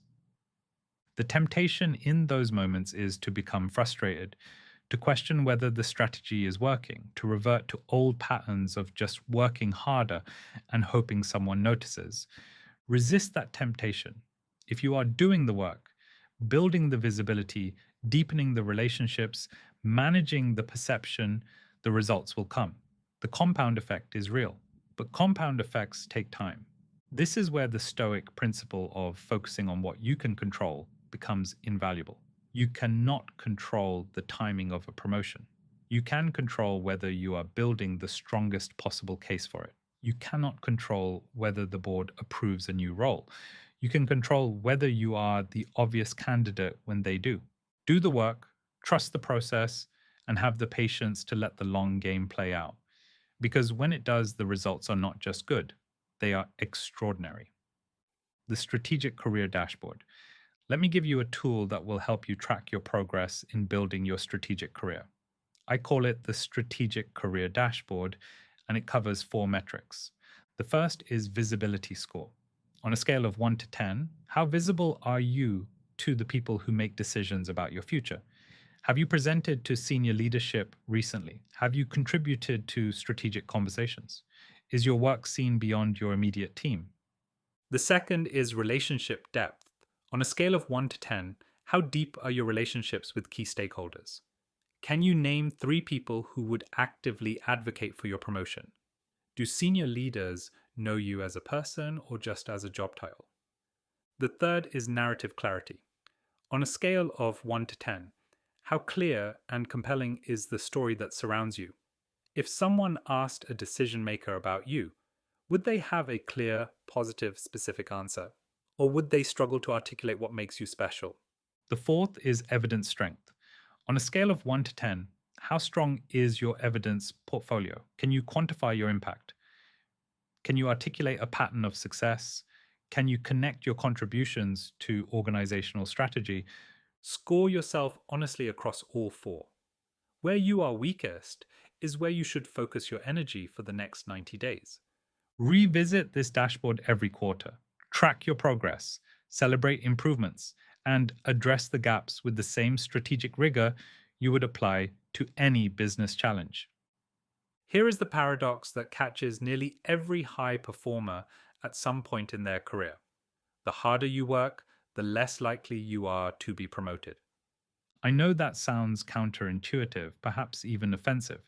You have been told your entire career that hard work leads to advancement, that if you just keep delivering, someone will notice and reward you, that merit rises. It does not. Not automatically, not reliably, and certainly not at senior levels. Let me explain why. Promotions are risk assessments. When a senior decision maker considers promoting someone, they are not primarily asking who is the best at their current job. They are asking a much more primal question. Who is the safest bet? A promotion is not a reward, it is a gamble. The organization is gambling that you will succeed in a more complex role with greater visibility, higher stakes, and more scrutiny. If you fail, it reflects on the person who promoted you. It undermines their judgment. It potentially disrupts the organization's strategy. That is a significant risk. And senior leaders are, above all else, risk managers.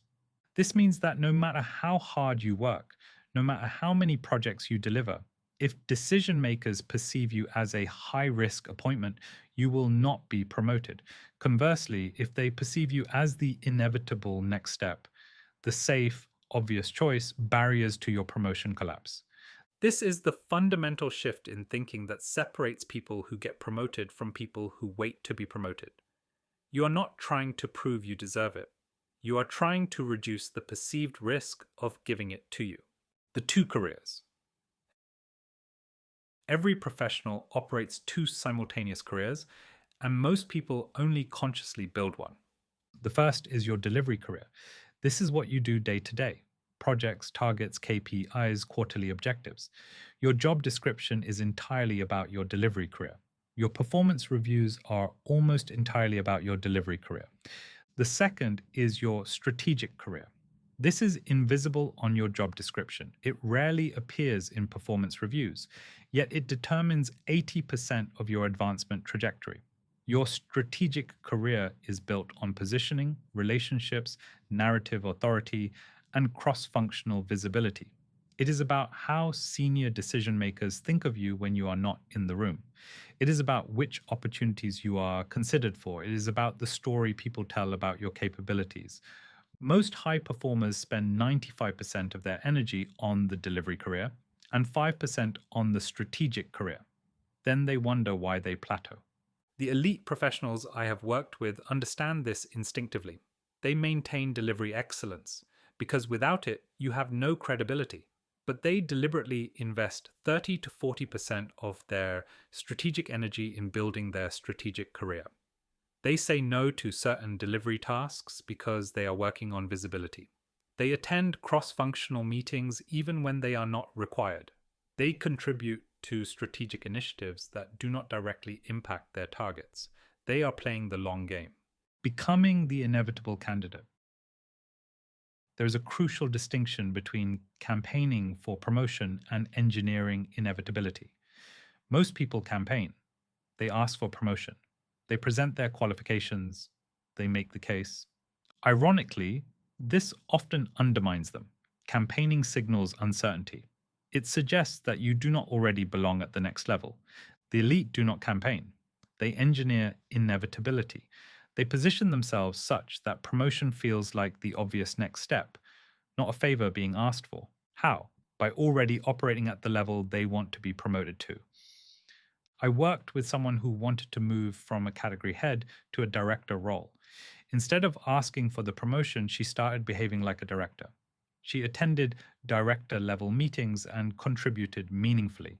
She initiated cross-category initiatives. She built relationships with director-level peers. By the time the formal role opened, it was not a promotion. It was a title catching up to what she had already become. This is the mindset shift. You are not asking permission to advance.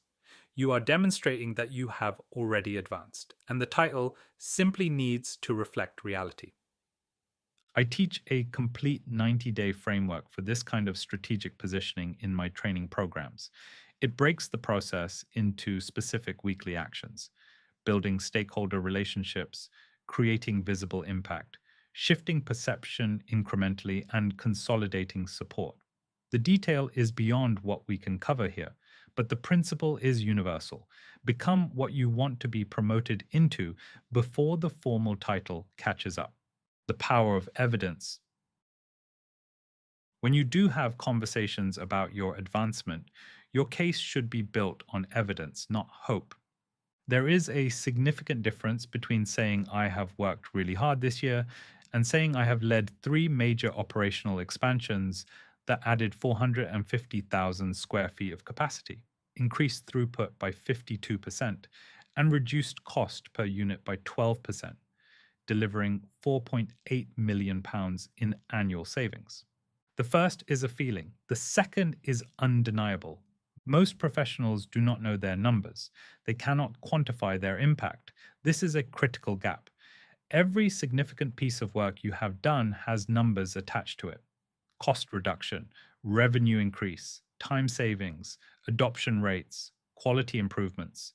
You need to know these numbers cold, and you need to connect them to the organization's strategic priorities. Your work does not exist in isolation, it contributes to the bigger picture. When you can articulate how your individual contribution supported the organization's strategy, you move from being a competent professional to being a strategic asset. An affirmation for your career: I do not wait for permission to grow. I position myself for the future I am building. My value is clear, my evidence is strong, and my time is approaching. Chapter 10: Making Bold Moves. The Art of Negotiation. Making bold moves often requires negotiation, whether you are negotiating a salary, a scope of responsibility, a timeline, or a resource allocation. And negotiation, like everything else in this book, is a skill that can be learned. Here are 3 principles that will serve you in any negotiation. First, understand what the other person values. Most negotiations fail because both parties argue for their position without understanding the other side's interests. What does the person across the table actually care about? What are their constraints? What would make them feel that this deal is a win? When you understand their interests, you can frame your ask in terms that resonate with them. You're not just asking for what you want, you are showing them why giving you what you want serves their interests too. Second, anchor high but reasonably. Research in behavioral economics shows that the first number mentioned in a negotiation disproportionately influences the outcome. This is called the anchoring effect. If you are negotiating a salary, the first number to be mentioned sets the frame for everything that follows. And this does not mean you should ask for something absurd, but it does mean you should ask for more than you expect to get while remaining within the range of reasonable. Start at the top of reasonable. The conversation will naturally move towards the middle, and you will end up in a better position than if you had started at the bottom. Third, be willing to walk away. This is the most powerful position in any negotiation, not because you want to walk away, but because you are willing to. When the other person senses that you have alternatives, that you're not desperate, that you would rather say no than accept a bad deal, the dynamic shifts entirely. This is why building your strategic career matters so much. The more visible you are, the more relationships you have, the more options you create, the stronger your negotiating position in any conversation. You are not asking from a place of need, you are negotiating from a place of strength.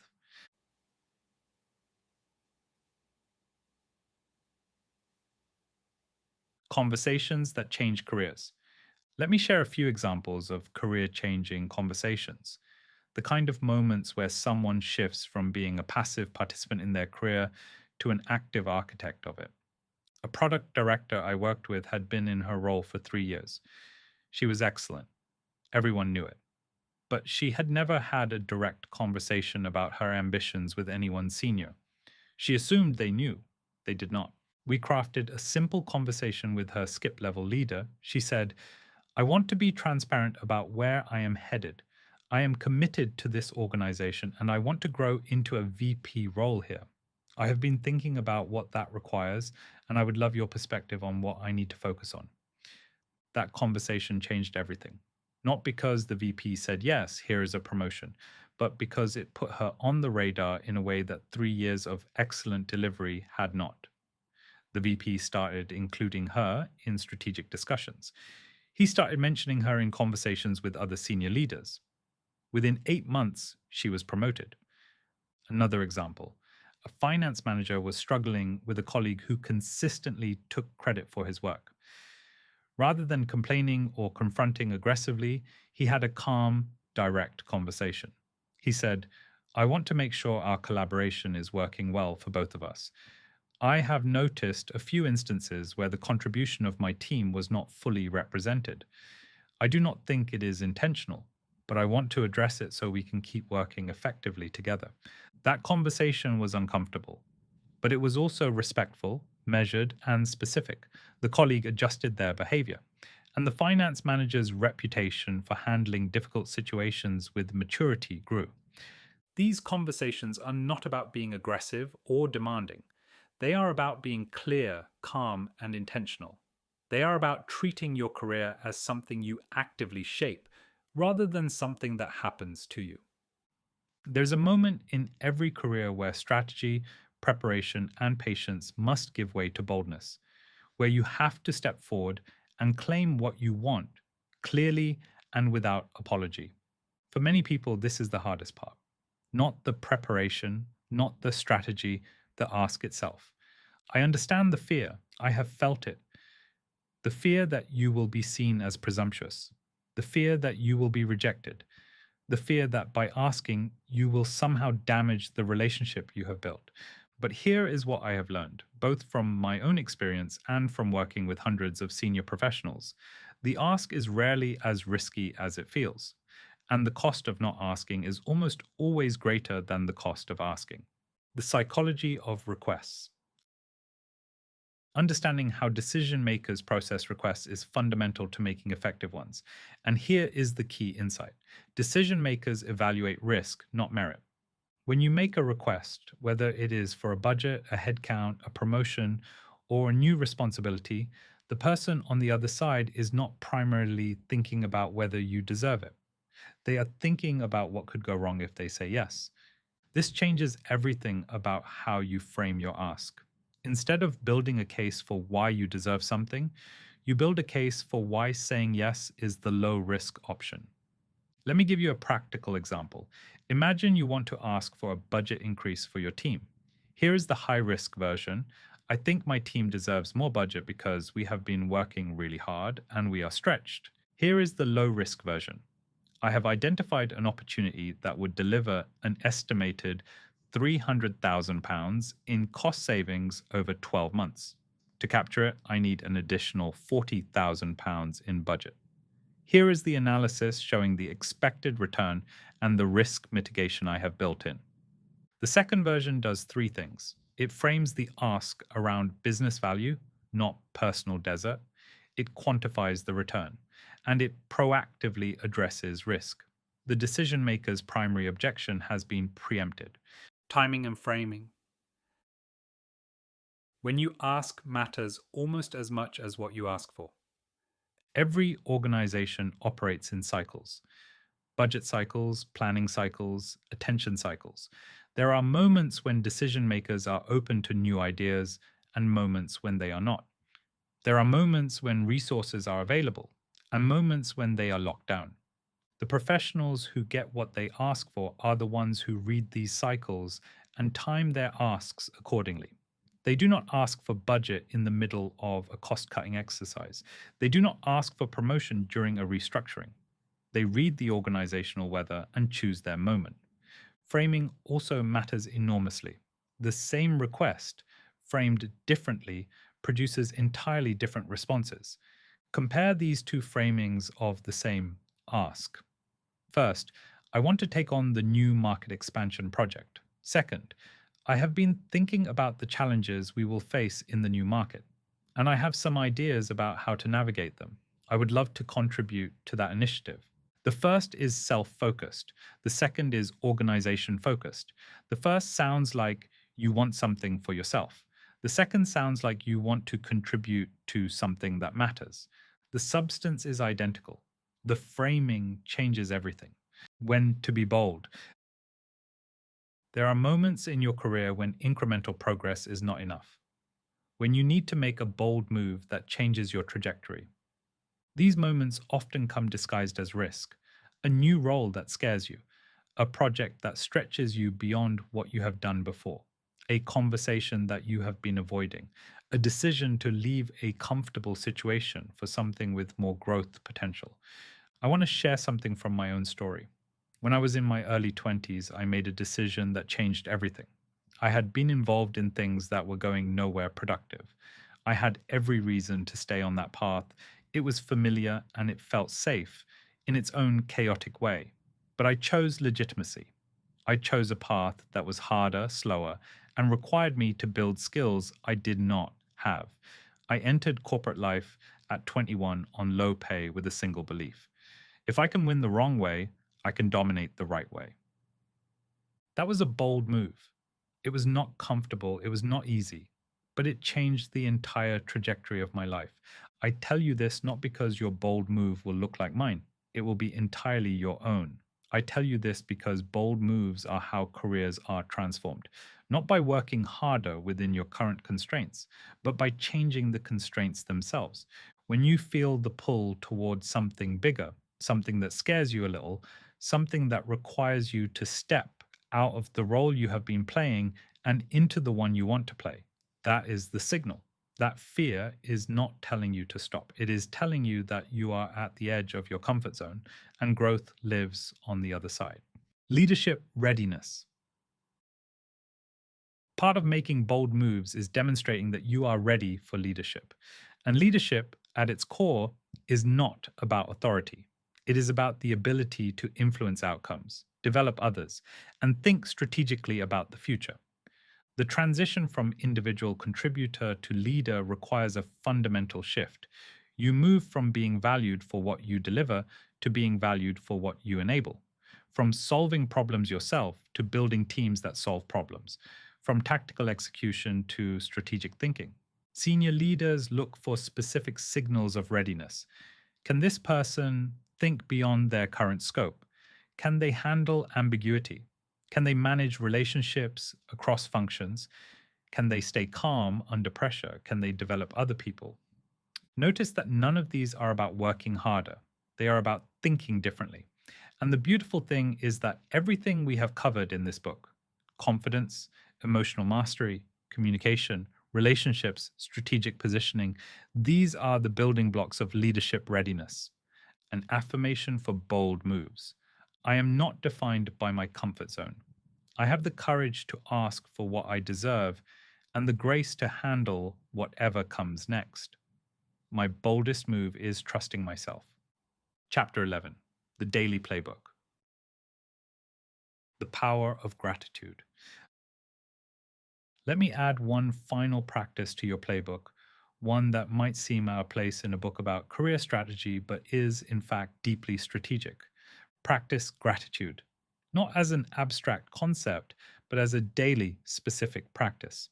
Research from UC Berkeley, Harvard Medical School, and numerous other institutions has consistently shown that gratitude practice improves mental health, strengthens relationships, increases resilience, and even improves physical health. The neurological mechanism is straightforward. Gratitude activates the brain's reward system, releasing dopamine and serotonin, which improve mood and reduce anxiety. But the strategic benefit is this: gratitude changes how you see your career. When you're focused only on what you have not achieved, what you have not been given, what you have not been recognized for, you operate from a place of scarcity and resentment. That energy shows up in your presence, your communication, and your relationships. When you operate from gratitude, acknowledging what you have achieved, the opportunities you have had, the people who have supported you, you operate from a place of abundance and confidence. That energy is contagious. People are drawn to it. It makes you more pleasant to work with, more generous in your interactions, and more resilient when things go wrong. Every evening, name 3 specific things you are grateful for from that day. Not vague things, specific things. The conversation with your colleague that gave you a new perspective, the project milestone your team achieved, the moment of calm you found in a stressful afternoon. This practice costs you nothing and gives you everything. Everything we have discussed in this book: the science of confidence, emotional mastery, communication, relationships, strategic positioning, only matters if you practice it. Knowledge without application is just information, and information by itself changes nothing. This chapter is your daily operating system, a set of practices that, when followed consistently, will embed everything in this book into your daily life. The morning practice. Before your day begins, before the emails and the meetings and the demands of other people take hold, give yourself 10 minutes. In those 10 minutes, do 3 things. First, set your intention, not a to-do list. An intention about who you want to be today. How do I want to show up? What is the quality of presence I want to bring? If today is a difficult day, what is the version of me that handles difficulties well? Write it down if that helps, or simply hold it in your mind. The act of setting the intention primes your brain to follow through. Second, practice an affirmation. Choose one that resonates with where you are in your journey. Here are several you might use. I am calm, composed, and strategic. I respond from my values, not my fears. I have earned my place. My voice matters. I bring unique value to every room I enter. I control my response. I release what is not mine to carry. I choose clarity over chaos. I am building something extraordinary. Every day, I get closer to the version of myself I am becoming. I do not need permission to grow. I am my own authority. Say it to yourself. Say it out loud if you can. The act of speaking an affirmation activates different neural pathways than simply thinking it. It becomes more real, more embodied. Third, breathe. Take 6 slow breaths. In for 4 counts, hold for 4, out for 4, hold for 4. This is box breathing, and it is used by everyone from Navy SEALs to senior executives because it works. It calms your nervous system, brings your prefrontal cortex online, and sets your body to a baseline of calm readiness. 10 minutes, that is all. But those 10 minutes will shape the next 8 hours. The weekly strategic check-in. Once a week, ideally on a Friday afternoon or a Sunday evening, take 30 minutes for a strategic check-in. This is not a review of your to-do list. This is a review of your strategic career. Ask yourself these questions. What did I do this week to build my visibility? Did I contribute to a conversation that mattered? Did I share something that positioned me strategically? Did I make my work visible to someone who needs to see it? What did I do to strengthen a relationship? Did I invest time in a key relationship? Did I follow up on something? Did I deposit a micro interaction that builds trust? Where did I react instead of respond? What triggered me? How did I handle it? What would I do differently? Am I spending my energy on the right things? Am I investing in my strategic career? Or am I drowning in delivery? This weekly practice takes your development from accidental to deliberate. You're no longer hoping that the right things happen. You are checking every single week that you're actively building the career you want. The 90-day self-assessment. Every 90 days, step back and look at the bigger picture. Where was I 3 months ago? What has changed? What progress have I made in confidence, communication, relationships, and strategic positioning? Be honest with yourself. Celebrate what has genuinely improved. Acknowledge where you're still struggling, and set specific intentions for the next 90 days. This cycle of reflection, assessment, and intentional adjustment is how lasting change happens, not in dramatic leaps, but in steady compounding improvements that over time transform who you are and how you operate. Building habits that compound. The secret to all of this is consistency, not perfection. Consistency. You will have days when you forget your morning practice, days when you react instead of respond, days when you feel like nothing has changed. This is normal. This is human. The goal is not to be perfect. The goal is to be better than you were last month. If you practice the morning intention 5 days out of 7, you are transforming your life. If you do the weekly check-in 3 times out of 4, you are building something powerful. If you catch yourself reacting and course correct more often than you did before, you're growing. The compound effect is real. Small, consistent actions repeated over time create extraordinary results, not because any single action is dramatic, but because the accumulation is. This is the Stoic way. Not dramatic transformation, but quiet, steady, disciplined growth, day after day, week after week, until you look back and realize that you have become someone you're proud of. Conclusion, your move. What comes next? This book has been a conversation between us.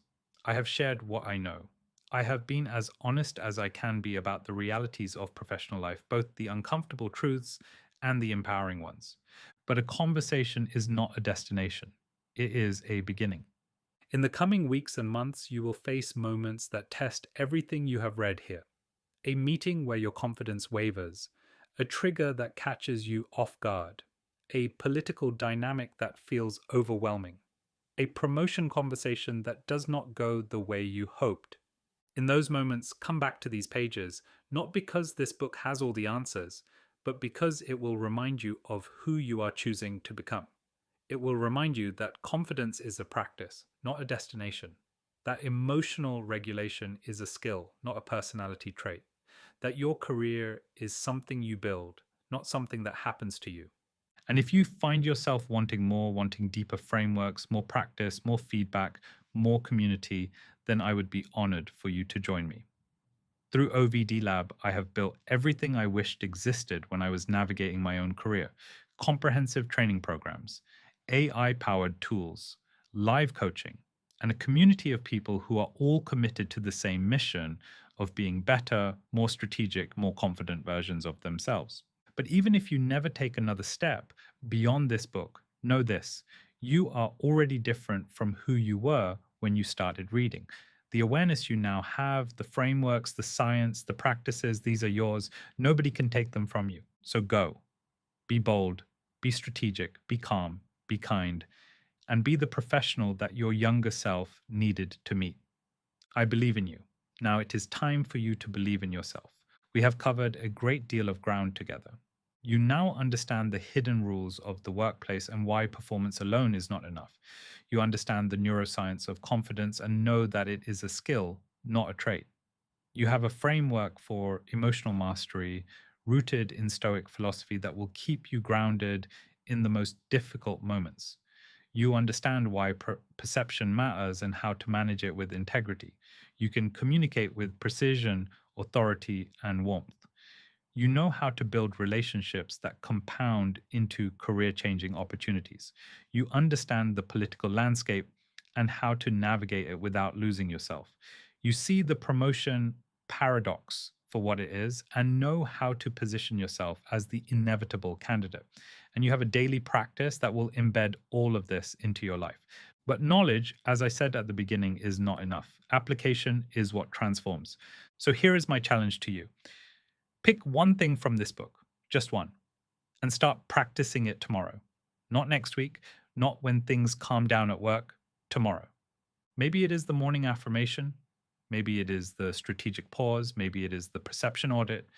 Maybe it is a single conversation with someone who matters to your career. Whatever it is, start there. Build momentum. Let the compound effect do its work. You already have everything you need. I want to say something to you that I mean deeply. You already have what it takes. I am not saying that to be kind. I am saying it because after 2 decades of working with professionals at every level, from graduates to chief executives, I have seen the same pattern again and again. The people who transform their careers are not the ones with the most talent. They are the ones who decide to be strategic about how they use the talent they already have. You picked up this book for a reason. Something in you knows that you are capable of more, that the ceiling you have been bumping against is not a reflection of your ability. It is a reflection of the game you have been playing, and you are ready to play a different one. So play it. Be bold. Be strategic. Be calm. And above all, trust yourself, not with blind faith, but with the quiet confidence of someone who has done the inner work, built the skills, and is ready for what comes next. Why learning never stops. I spent over 1,000 hours figuring out what I have shared in this book. Reading, testing, failing, observing, refining. And the truth is, I am still learning. Every conversation I have with a leader who is navigating something difficult teaches me something new. Every course I develop pushes my thinking further. Every person who shares their story with me adds to the body of knowledge that makes this work effective. This book is generous. I have given you the principles, the science and practical tools you can use immediately. But I want to be honest with you. There is more. Deeper frameworks, practiced methodologies, live application and feedback that cannot be replicated in a book. That is why I built OVD Lab, not as a product, but as a mission to scale the kind of workplace literacy that should have been taught to all of us from the beginning, to give people the language, the frameworks, and the confidence to navigate work on their own terms. If this book has shifted your thinking, I would encourage you to explore what structured training can do for your behavior. Because thinking differently is powerful, but acting differently is where lives change. You can find out more at ovdlab.com. But wherever you go from here, carry this with you. You are not just a worker, you are a strategist, you are a leader in the making, and the world needs what you have to offer. A final affirmation. I want to leave you with one last affirmation. Not just words, but a promise you make to yourself. I am enough, and I am becoming more. I will not shrink to fit spaces that were never meant to contain me. I will be bold, strategic, and kind. I will trust my journey. I will trust my voice. I will trust myself. Carry that with you and go make your move. About the author. Yasar Ahmad is the founder of OVD Lab, a career strategist, international speaker, and leadership coach who has spent 2 decades inside the corporate world helping professionals at every level understand how work actually works. Having held senior leadership positions at companies including HelloFresh, Zalando, and Wipro, Yasar has led teams of hundreds, hired thousands, and won over 20 industry awards. What sets Yasar apart is his commitment to translating the unwritten rules of the workplace into practical, science based strategies that anyone can apply. His approach blends behavioral science, Stoic philosophy, and real world experience into frameworks that help people communicate with authority, navigate organizational politics, build strategic relationships, and position themselves for advancement. After sharing his insights online, Yasar grew an audience from 0 to nearly 1 million followers in under a year. Proof that the professional world was hungry for the kind of straight talking, evidence based guidance that most corporate training avoids. Through OVD Lab, Yasar delivers courses, AI powered tools, organizational mapping systems, and live training that help professionals at every stage of their career become more confident, more strategic, and more effective.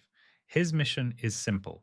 Workplace literacy should not be a privilege, it should be the standard. You can connect with Yasar and explore his work at ovdlab.com.